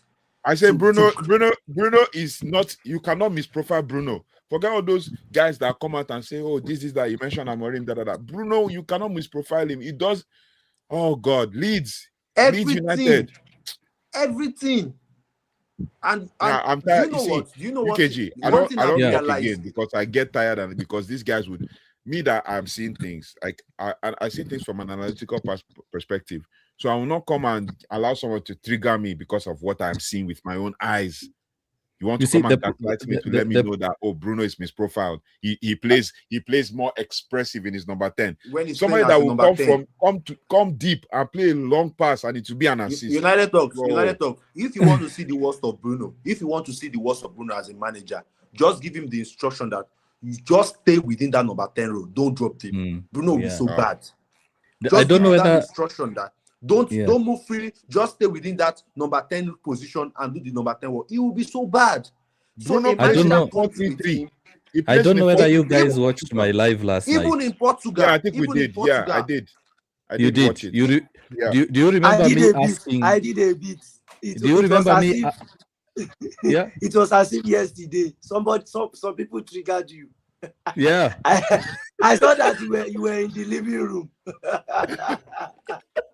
Actually, I even switched to Swahili because it's like English was too difficult for guys to understand. I was there in the TikTok live, right? Yes. Yeah, I was there. I asked the guys who are commenting. I asked them, you keep saying that Bruno has been misprofiled or he was being played out of position. I asked them, who told you? Because this is something that someone told you. You started riding with it. Yeah. Exactly. I asked them, when Bruno was at Sampdoria and when he was playing for Amorim at Sporting, which position was he playing? No one could answer. I asked them, why does Bruno put on the number 8 shirt and has the number 8 tattooed on his arm? Exactly. Nobody knows the story behind that number 8. That is true. I told them Bruno has always been a number 8. But when Ruben Amorim changed the formation to the 3-4-3 and started playing Bruno as one of the 10s, immediately it clicked for him. And when United were signing him, they signed him as a number 10. So, of course, he has always been a number 8. The other day I asked someone, Modric. When Modric started playing, what was his position? Any one of you knows? I think Modric was a number 8. No, actually number 10. Modric was a number 10. Was a number 10. But where did his best number 10 for Spurs at the time? Yes. Spurs. And then what happened when he went to Real? Spurs. Before he came to Spurs. He came to Spurs. Yes. Yeah, I mean, in Spurs, where everybody started seeing him more, he was at number 10. Yes. So one of the things that fans do, I've noticed this a lot, and the reason as to why I'm always triggered is someone will come to you with a high chest on a high horse, try to show you like you don't know. Yeah, it's like you don't know anything, and they haven't done research. UKG. They haven't done research. They don't know anything. UKG, can I shock you? Yeah. You know that. UKG, if you show You know them, what position does Bernardo they'll Silva start play? that. What position does Bernardo Silva play? Bernardo I was Silva going has. to ask you that question. Yeah, I'll tell you. I know you are reading my going. Just mind. tell me, where does Bernardo Silva play? For me, Yeah. the way I know Bernardo Silva, he plays as the right-sided midfielder in a midfield three. And even from his Monaco days, right? Yeah. Do you know that Bernardo Silva played as one of the double pivots in Man City against Arsenal today? Yes. Yes, yes. So how to what you're saying? yes. So how to what you're Yes, saying? United yes. talks. Bernardo Silva has What played are you- as what- right like- back for Pep. He has played as a 6 for Pep. He has played as a 8. He has played as a winger. He has played He has as played as a right Pep. winger, left wing. Then, What are you telling me? Yeah. Then you not tell me this guy is Bruno plays with. That's why I get so riled up. Bruno plays with Bernardo Silva and John Neves in that midfield, and he still plays. He plays with Exactly. Vitinha. He plays. You look at Portuguese midfield combination: Vitinha, Bruno, John Neves. He still plays. Vitinha, Bruno, Bernardo Silva. He still plays. He's still going to drop deep. Vitinha, we this all know guy- Vitinha for Today, dropping deep. today, did you see Bernardo Silva going to the back to To defend. actually start the play Yeah. and progress the ball? Someone will not tell me you're misprofiling him. In fact, you see these outlets. Oh, he's more expressive now. United talks. You know what I've noticed? A lot of the time, I don't bother having some kind of conversations with people because some people on social media are parrots, and I will tell you why. They are not parrots because they talk. They are parrots because they hear one talking point that sounds they good build on to it. them, Yeah.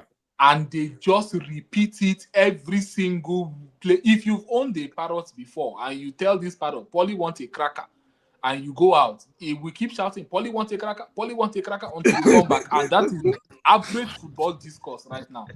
So if you're not careful, you will just allow these people rage bait you for absolutely no reason. No, bro. Absolutely no reason. They will turn you to a stupid person with their emotional will blackmail, hear- and they will not make people that are listening to you as if you are the victim, you are the one that actually did that. Now, should I tell you that one is thing actually also? wrong.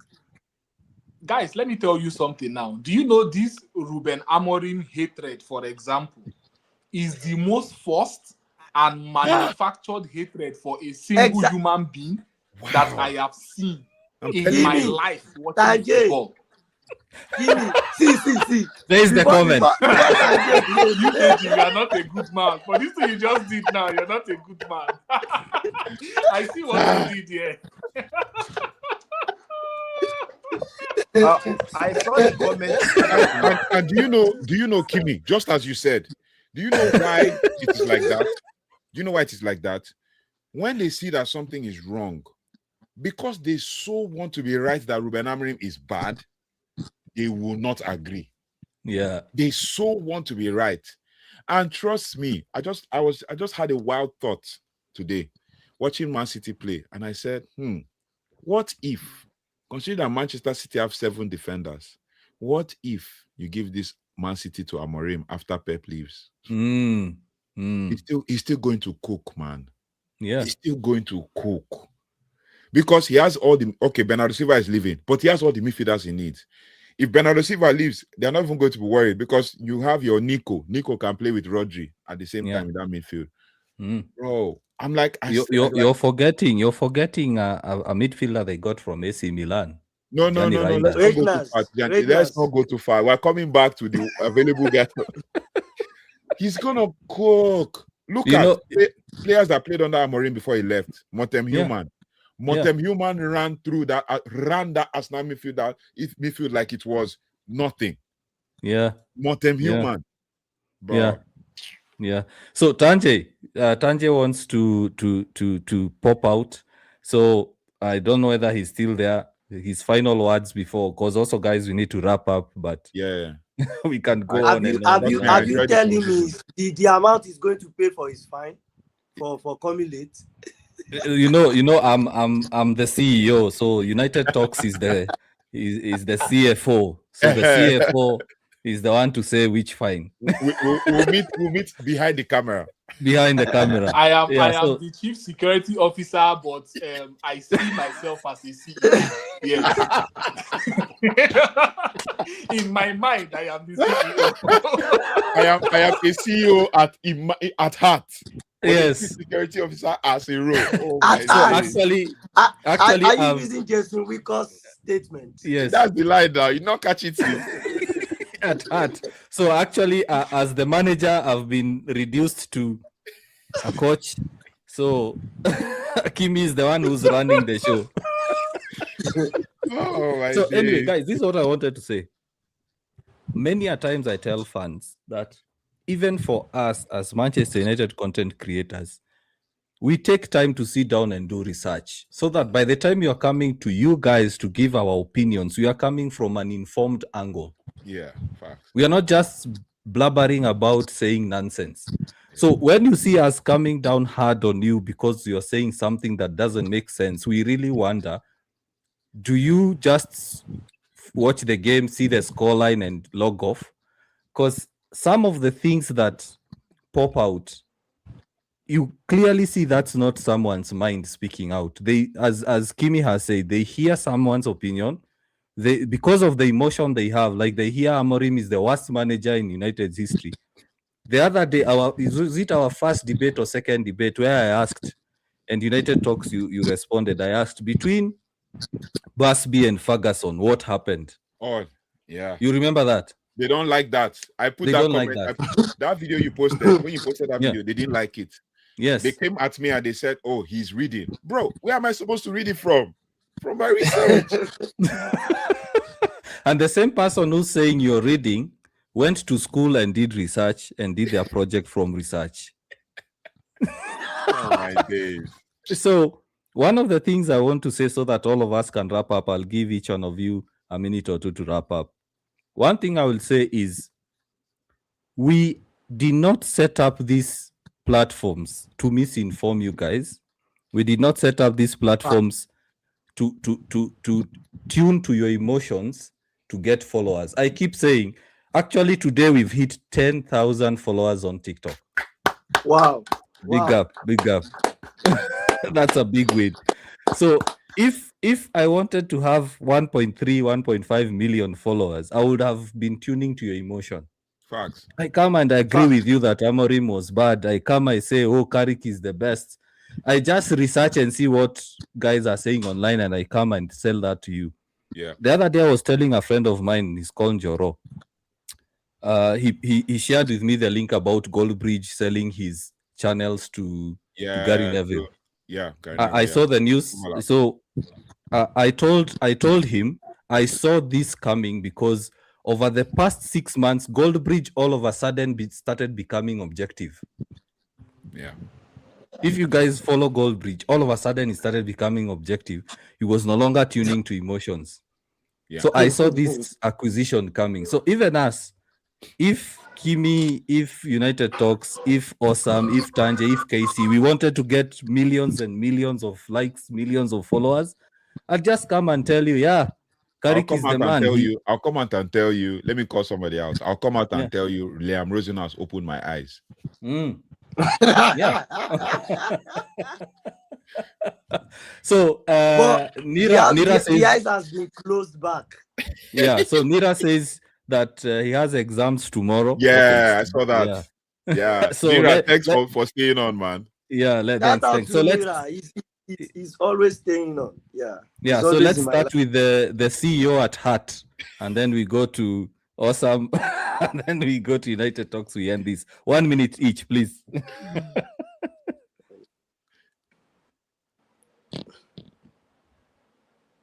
You're mute. You're still muted. You're mute.